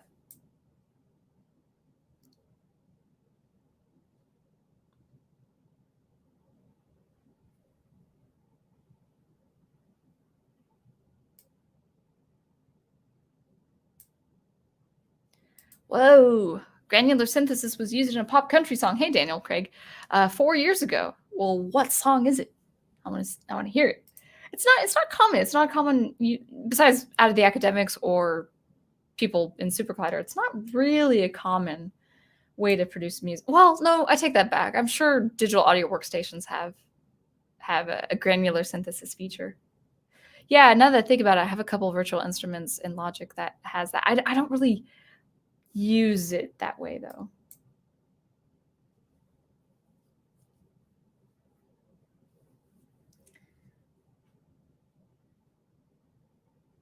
Oh, yeah. So you make a good point, too. I try not to make my stories too ideological, but they tend to become more libertarian or conservative on total accident.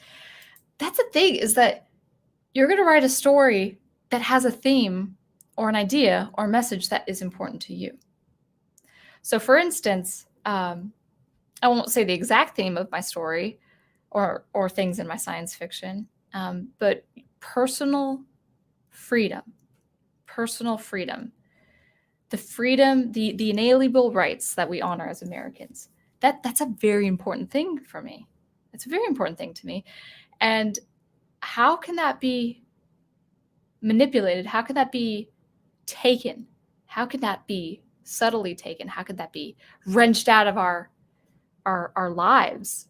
Well, if you have a story that approaches that, let's say freedom of a city, or freedom of a race, or freedom of something, whatever the case may be, freedom of a planet if it's science fiction. Well, it's the person honoring the freedom and defending freedom to the death. That's a common idea in fiction and in movies, and that's a principle I hold dearly, and I think if that looks too ideological to some people, oh well, but don't let it ruin the story. Don't let it it has to be part of the story. It has to be an integral part of the story that makes the story, that even betters the story. You can't, I don't think people can, especially writers into like epic fiction and stuff, I don't think you can get totally away from yourself when you're writing a story. Meaning, I don't think you can separate your principles and things you hold dearly to. You don't have to sound like you as a writer. You don't have to even have characters have the same political leanings or social leanings, or what am I trying to say? You don't have to have the characters think like you, even whether they're a villain or a protagonist or something like that. But it doesn't, I don't think it's completely removed in your fiction. I think we do put in our work something that is very important to us. You just, the trick is make it a good story. And even if people disagree with you from a political side or a religious side, well, that's fine, but they can at least honor the story.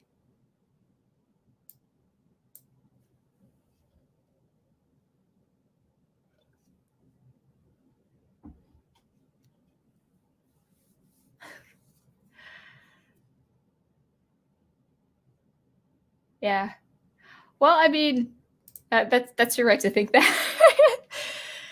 I should read silently, because I'd probably totally get penalized. I think these types should not be allowed to vote, due to the fact that on average, the generally white women prioritize egalitarianism over survival of their respective national group. Now, I would say, I mean, egalitarianism, yeah. I mean, if there is something that threatens the constitution of our nation, there's going to be troubling times. But the thing is, history is going to decide that.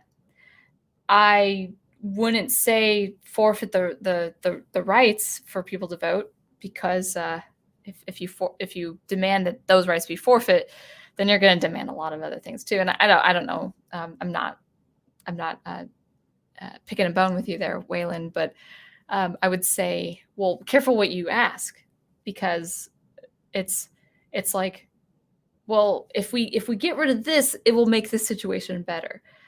Maybe not considering we've actually added on or set a precedent for worse things to happen.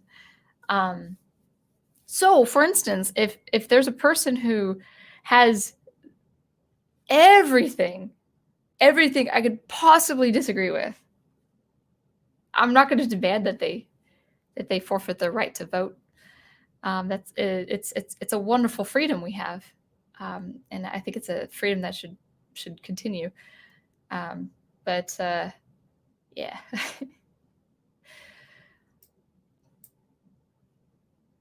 England, that's right. Oh wait, that's for Brian Gilmartin. Yeah, absolutely. Subscribe to Orville Nation, guys. He's got cool interviews going on and stuff. Dr. Y in the house. South in sports. Carolina and Clemson. Rivalry runs deep in my extended family. Oh, man. Now, I'm curious. You don't have to go into details. But, I mean, when it comes to rivalry that actually severs relationships, I can't be for that. If it's a friendly rivalry and it's tradition and people, two families hang out together and they cheer on their different sports teams and it's just a happy gathering, well, that's one thing. But if it turns into animosity, that's a whole other thing entirely. And I hope, it's like with politics, politics has severed families and it's just so sad. Because if we think about it, you know what we should do? This is what we should do for every Thanksgiving, guys. Thanksgiving has a bad reputation. Well, especially Thanksgiving after election has a bad reputation of breaking families apart, right? With political discussions. Now, for me, I'm not apolitical, but I am not political unless it's asked of me. If my opinion is directly asked of me across a family table, what do you think, Michelle? Then I'll give my opinion. But I only give my opinion when it's asked of me or when I'm on my stream because it's just me talking and I want to fill some time and space.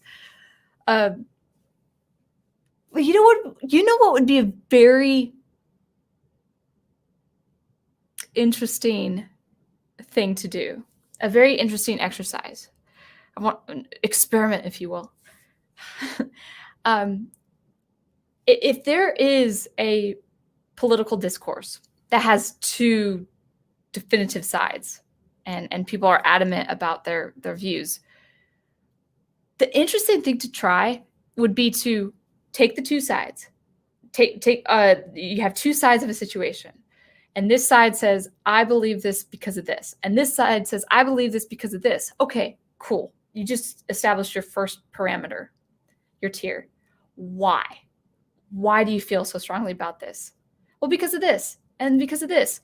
And okay, good. You've established it. Go deeper because of this, and go deeper because of this and this. Really, really get deep. Do 5 tiers of why this is important. Go deeper and deeper and deeper and deeper. And I want to see actually if there indeed would be such a fundamental difference between those two people. That'd be fascinating because I think we feel so strongly about things we do care about. There's no question. There's no question that most people have a good understanding and need for justice. We want justice.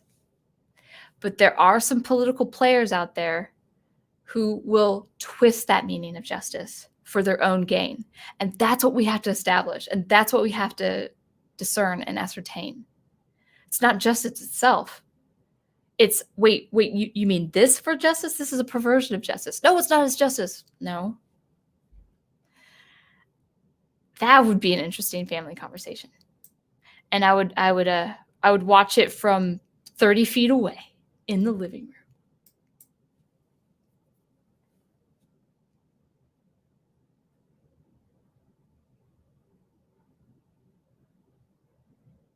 room.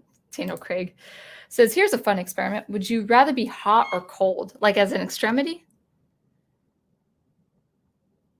I mean, near death? Oh, man, that's hard. Oh, that's hard. I would have to know the human body a little bit more.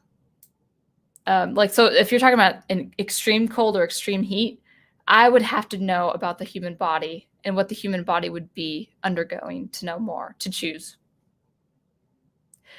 What could you survive easier in this extremity versus this extremity? I'd have to research that first. Both sound very unpleasant.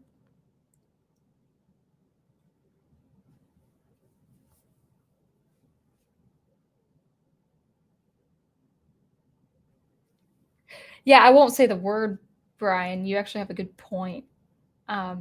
Something that I are talking about with this whole being in opposition to. This, by the way, this is an extremist mentality. I know I'm saying this again just to clarify. Extremist mentality is seeing something you don't like and doing the exact opposite, even if it doesn't make sense, even if it's not functional. It's doing the exact opposite to spite that thing. And the word anti slapped onto everything is a perfect example of that. Now, I'm not going to say the word because I probably could get dinged or penalized. And I'm almost at 1,000 subscribers, y'all. So I want to be polite. But Brian says here, reminds me of a Cartoon Network ad that said, "Be anti such and such." It's not a good message to tell people to be anti anything, since being against one thing doesn't mean being for its opposite. Or, well, anti is kind of the opposite. But it might not be functional. It might not be practical. Maybe you are actually not against this so much as you are for this. But culture today seems to be so, it's like a dopamine effect. It's like a dopamine kick where it's like, I've got to be against this.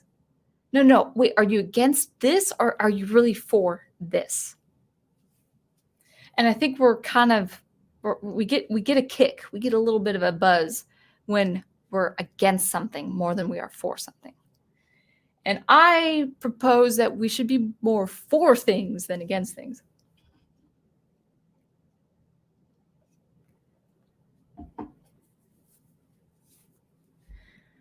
Oh no, say it isn't so. They're actually forcing this crazy stuff into engineering and science now.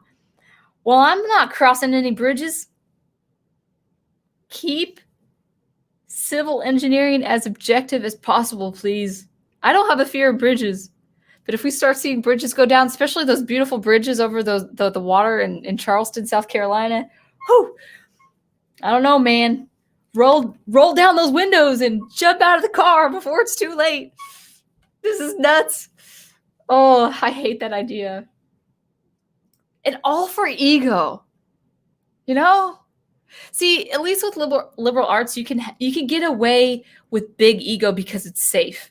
But when it comes to actual engineering and electricity and all that stuff that keeps us functional from going from point A to point B, and all this stuff that we need to that we have to have as a civilization, you can't. Your ego.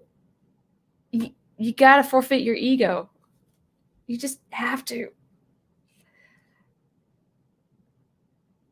Yeah. Well, hopefully those graduates don't get any jobs. or hopefully those bridges are so well built they're gonna last for another 100 years. And it's Mr. Matchstick. Hello. I see you on Facebook sometimes. Good to see you. Oh man, this is interesting. Well, you did say yo. Popping in to say hi. That's kind of nice. Usually it's just yo. Yeah.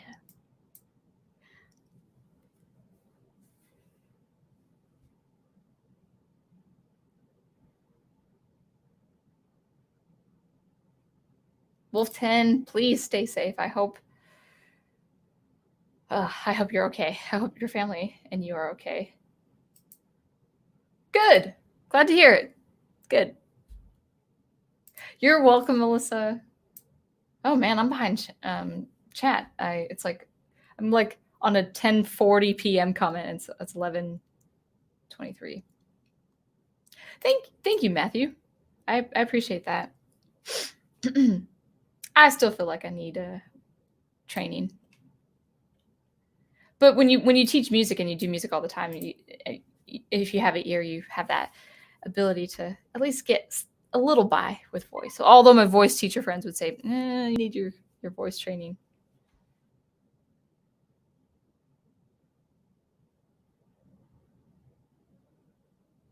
Meme streams. That's interesting. I haven't seen that.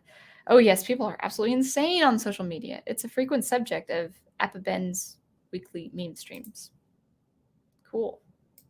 I don't know what I endorsed or put up there. Ben, I hope they're appropriate, of course.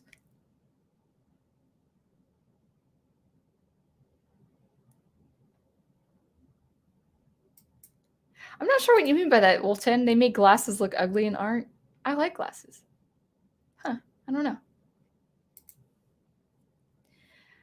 Back to the drawing board. Deliberate ugliness is an artistic choice. It has uses, but it's overused in modern art, in my opinion. Yes, I like that you say ugliness is an artistic choice because it is. But what I would be careful about is if you see an art as ugly and you say it's ugly, and people say you don't understand it.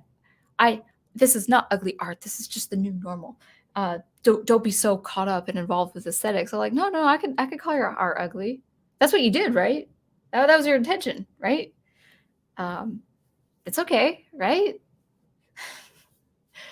It's like, no, there's no meaning. Beauty is irrelevant. Beauty is subjective. I'm like, no, beauty is not subjective. Ugly is not subjective. Now, there are shades of beauty, and there are shades of ugly. There's something really ugly. There's something somewhat ugly. There's something beautiful. There's something quaint, There's shades of the different things, but no, the beautiful thing about God's creation and the beautiful thing about the human race and human beings is we actually have, from any country of the whole world, from any culture, we have an understanding of beauty and ugly. Isn't that wonderful? And you could see art that you know nothing about, and you could say, wow, that's pretty spectacular.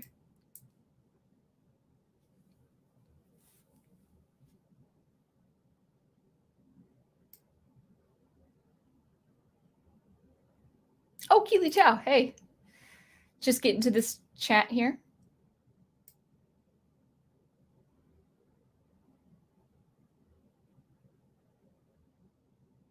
Oh, okay, good night, Owen. You probably already are gone. I'm about half an hour behind comments. But I hope you have a wonderful night if you catch this.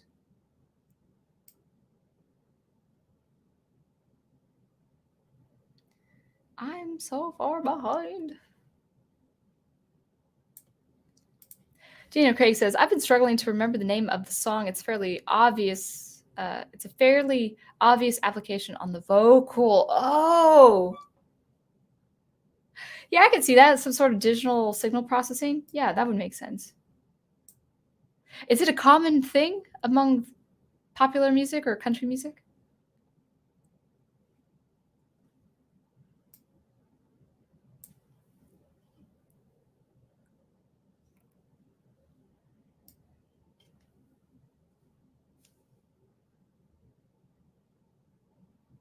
Oh, goodness. Wolfton, your comments are frightening me. I hope you are okay. I hope you're not in a war zone right now. Just please stay safe, you and your family.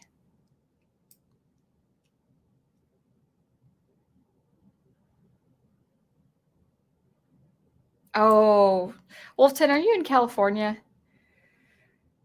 Oh, man. I'm sorry.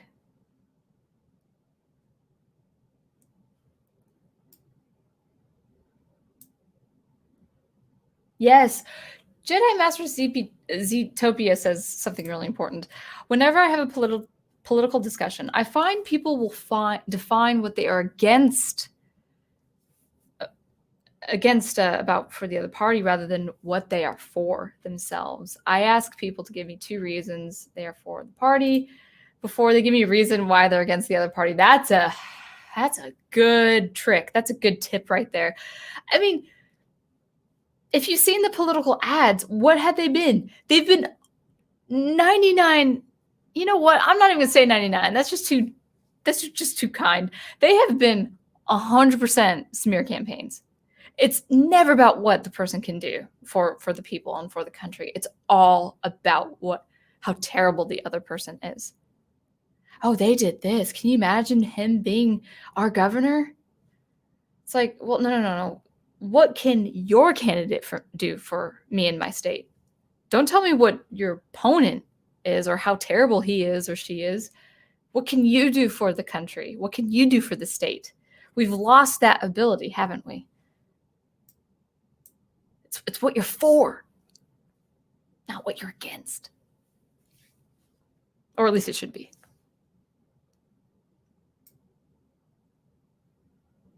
Oh, good. I'm catching up on chat. Troy Pachilli says, spot on about the dopamine. Too many people embracing such and such principles in the interest of being anti such and such. Yeah, here's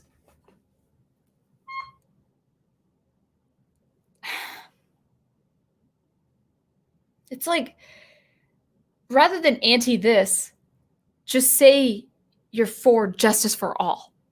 Doesn't that sound better? With liberty and justice for all. I am for liberty and justice for all. That sounds so much nobler, so much better. I'm not anti this. The thing is, I'm not anti this person because we don't know the battles they're dealing with.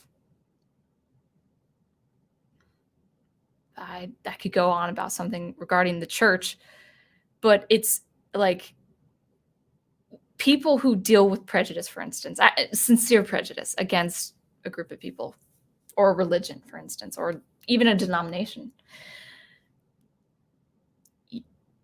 While it's wrong, we have to understand where it came from, and we have to understand, well, first of all, I pray for them, because it's their sentiment, as wrong as it is, if it doesn't bring harm onto that group of people or onto me or onto their family, the first thing to do is pray and talk about it. But when you're saying you're anti this, especially when it regards a person, an actual person, you're displaying imminent hatred for that person. And some people think that they deserve that. And I don't know. I think the Lord has blessed me with this unmeasured grace. Like he blesses people differently. And one of the things he's blessed me with was I've never struggled with resentment or hatred to anyone. It's not my doing. I give that to the Lord. That's his measure of grace to me. It might be unique. People say, well, I can't believe that. I struggle with resentment and all that. But when you say you're anti this person, you're saying, I'm against this person. I'm against their person, their personhood. Now, their prejudice is wrong, but work to reconcile. Don't be against them. Be for justice and seek to help them. That is the American way.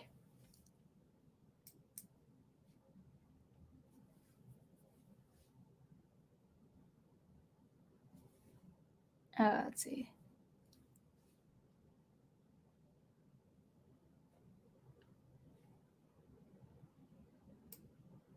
Good evening, Logan. Let's see. 11:25.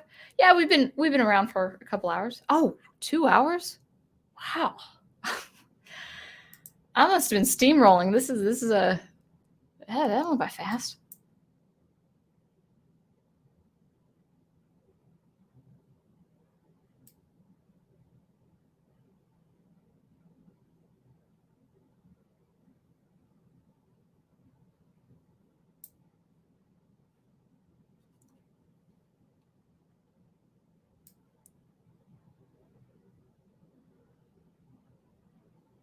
Actually, Waylon, if there are actual names, I won't put it on YouTube or mention it, because I don't actually want to get into the actual candidacy.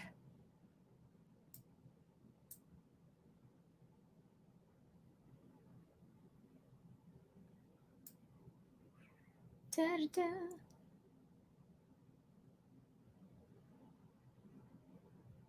Oh, are we done? Cool. Good. I think I've caught up with chat. So, how'd you guys like that? Oh, Professor Geek just posted. Okay. Yeah, Professor Geek, we might as well conclude this, unless there's something more to talk about. But you keep talking about truth, justice, and the American way. You've cleaned me out of Professor Geek gold stars. Well, that's cool. I appreciate that. I learn from the best.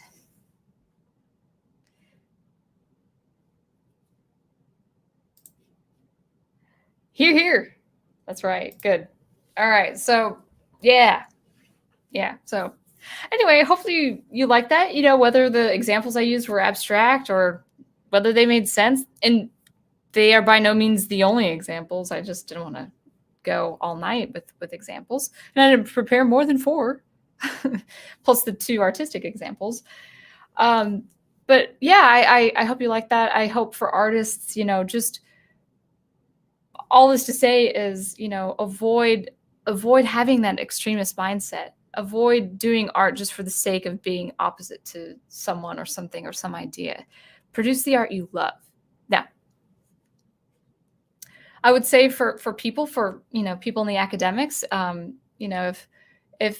if what I said regarding academics is something you disagree with and say, no, I do find fulfillment in producing art this way, then that's every reason to do art that way. That is every reason to do art that way. So I would say, yeah, if that fulfills you, if that gives you, pleasure, if you have an audience that finds delight and pleasure in that kind of art, then produce art in that way. Always produce the art you love. Always produce the art you love, because I think people by and large generally understand when the artist is coming from a place of love. When the artist is coming from a place of loving their craft, loving their work, loving their life, and honoring the lives of others around them. And I just want you to just go with this, toward the end of the stream, that we have been so polarized, and we've got the election day tomorrow. But the election day, dare I say, is not worth fretting. It's not worth stressing. It's not worth being anxious.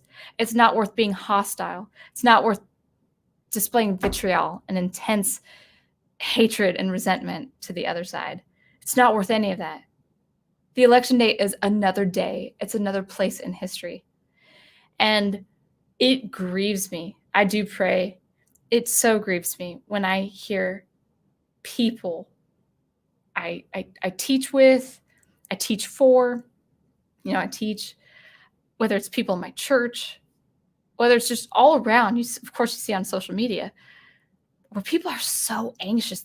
They are shaving years off of their lives for something like this. And of course, we have to be ready. Of course, if there's someone out there, and I don't think it's just the president, I just think it's generally public officials. If there are people that propose things you are against, and I would say, the 1 or 2 most important things you're against, because you're for something else, then yes, you have your duty, you have your response to make that vote. But whatever happens tomorrow, whether your candidate gets it or doesn't, I just pray for everyone. I just pray for everyone that you continue living your lives to the best of your ability. You continue loving producing your art, producing your craft, that you continue loving your life, loving the lives of your loved ones. You continue loving your loved ones. You continue serving your communities. You continue bringing that hope, because people have looked for hope in all the wrong places. Hope starts with you. Hope starts with you. You can't wait for the next candidate in order to have hope. You have to start with hope. You have to start it. If you don't see it anywhere and anyone around you, you start it with yourself. And for you artists out there, I have the most fulfillment producing my art.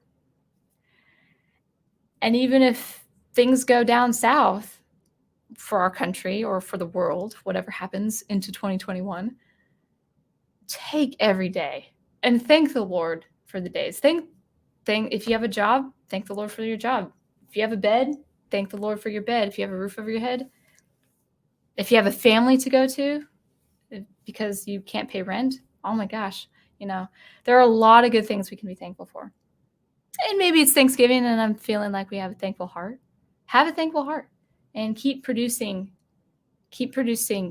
the things you love, because I promise you it's a service to people. It is a service to people.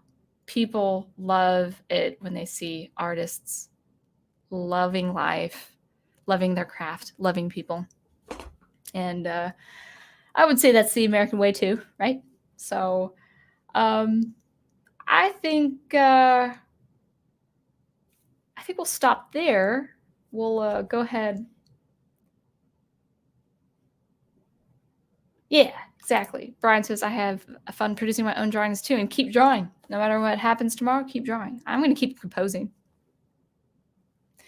I'm going to keep composing and keep doing my streams and keep writing my novels and all that good stuff.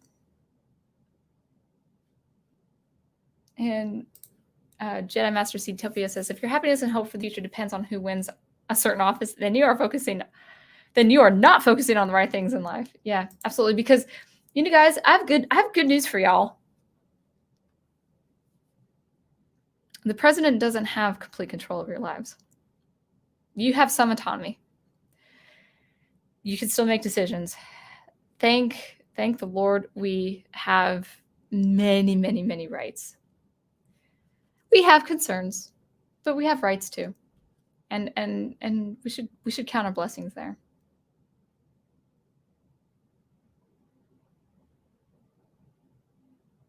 Oh, Wolted, you just started choosing fighting words there. And I'm resting up from all the art I've done on the summer. No, you got to do your art every day. Every day. Sound Engraver has spoken. And Professor says, Thankful Heart is good. I have a great Thanksgiving video planned. I can't wait to see it. I can't wait to see it. Good. Right. Good point, Jedi Master of Zootopia. Oh, did I? Yeah, let me check. Gotta check.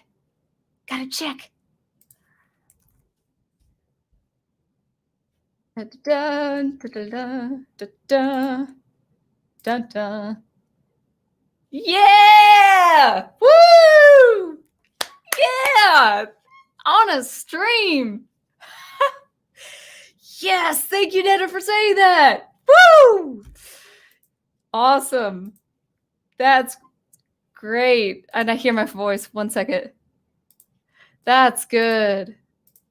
Oh, I have to do a snapshot because if people unsubscribe or if YouTube unsubscribes some stuff, I'll have a picture as a goal. Cool.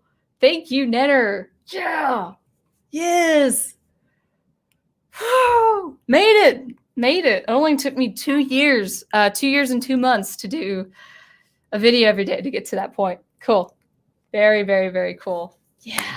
Awesome. Well, thanks for sharing that, all you guys for that. I don't care what happens tomorrow. But anyway, let's focus on what's on the dock for this week because it's actually we're pushing 2.5 hours. But yeah, that's cool. Yes. Awesome. Very awesome. So we've got some changes this month concerning Professor Geek. So Professor Geek is actually taking November off and focusing his content on the Catholic Bible Geek channel.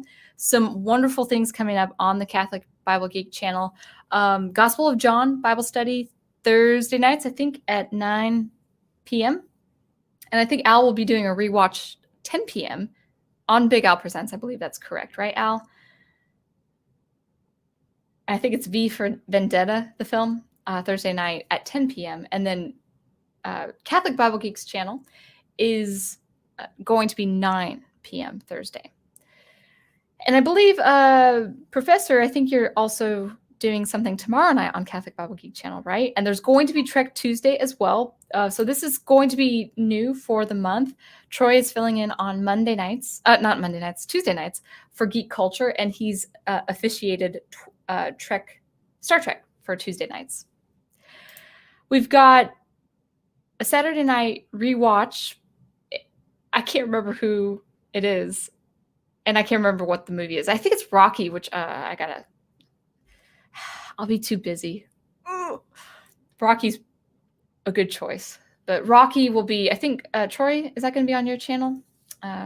So V for Vendetta, I think, on Big Al's channel, Rocky on Troy's channel, unless I have that incorrect. We've got Fan Man on Wednesday mornings for his Second Cup Cafe. And I hope he's doing Fan Man Fridays, but it might be in the works. I think something might be in the works. So if there's any update, of course, it'd be on the Professor Geek Facebook group page. We've got our soundtracks of Birdman with Daniel Heron and H Boomer, and we've got Green Lion Girl with her online game stream, and that's gonna be Wednesday nights.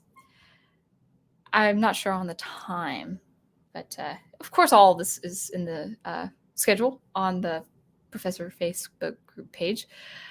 We've also got Weeb Watches with Mr. Matchstick. We have sometimes with Wolf 10.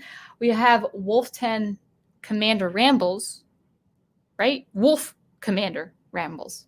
I'm going to call it WCR because it really does sound like a radio station. WCR 98.1. Wait, no, I said 98.1 because that was the classical music station in Seattle. 91.1. That sounds better. And hopefully some more content, Netters Network, if that's coming on. We've got, Troy, if you've got the Kartan, the Klingon cleric, if you've got some stuff happening there, just go ahead and I'll give you a couple of minutes to post that. We've got Study Hall with H. Boomer on Sunday nights. I think 9 or 10 p.m. Eastern. I can't remember. I'm usually away from YouTube on Sunday nights. Yeah, just say WCR. I love it. I think it sounds like wrestling. It's got a good ring to it. Yeah.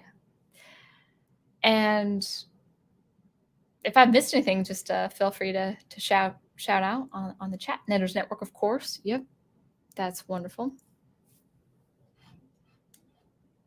Troy, man, you're amazing. You know, you never have to feel obliged to. I mean, I'm not saying don't do it. I'm fine with you doing it, but you never have to ever feel obliged on my channel to do all that posting. I think a lot of us are pretty familiar with the group, but maybe if a couple of you guys are new, this is the community. Really started, the impetus has been Professor Geek, but it's really just kind of branched out to different things, to different interests. So of course you have me with art, music, and commentary on the Sound Engraver side, on the Sound Engraver channel. And then we got Geek Culture side with Age of Boomer and Troy Pacelli and Big Al Presents and Netters Network. And you've got the anime stuff going on with Wolf 10 and Mr. Matchstick. And just a community of people who really appreciate art and good storytelling and good writing. And we've spent the year bemoaning what has happened to our beloved franchises, but these things have just been probably happening since 2012 or 2013 or earlier. Professor says, Troy, you should absolutely feel obliged to do that on my streams. So, as I understand for Trek Tuesdays, Daniel, I think it's going to be more off the cuff and Trek trivia or Trek knowledge and all that good stuff. Yeah. Well, that's actually a good point, Wolf 10. In my WCRs, I'm also talking about good things. Yeah. I think that is so important. Oh, Netter, good call there. I'll post that. You know, we can talk about all the grievances. We can talk about all the inconveniences and all the detriments and tragedies that are done to these stories. But we also should talk about wholesome things and good things as well. Why? Because we're more for something than we are against something. We're not so much against deconstructionist art. We're for the iconic superheroes. Now, yes, we kind of are against the deconstruction of iconic superheroes. But why? We're not so much against the deconstruction itself or the method as much as we are for the preservation of good, wholesome, iconic heroes and legends. We are more for something than against something. But sometimes we have to be in opposition to something if it's going to harm the things we are for. So anyway, hopefully that made sense. All right. And I think, Troy, I think you and Annette are on together. Is that correct? That'll be fun. There might be something also on the Catholic Bible Geek channel happening at 9. I think Christians in writing, which is kind of my forte, because what is it like to be a Christian writer? And no, I'm not talking about Christian fiction, guys. I mean, I guess that could be included, but I'm not going to write Christian fiction.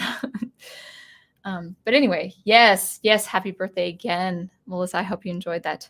And I think we'll stop there. So thank you always for watching and listening. Always be on the lookout for some more sound experimentation every Thursday. Some live commentary every Monday nights, 9:30 Eastern time, depending. And until I see you next, keep producing the art you love. And I will catch you later. Thanks again.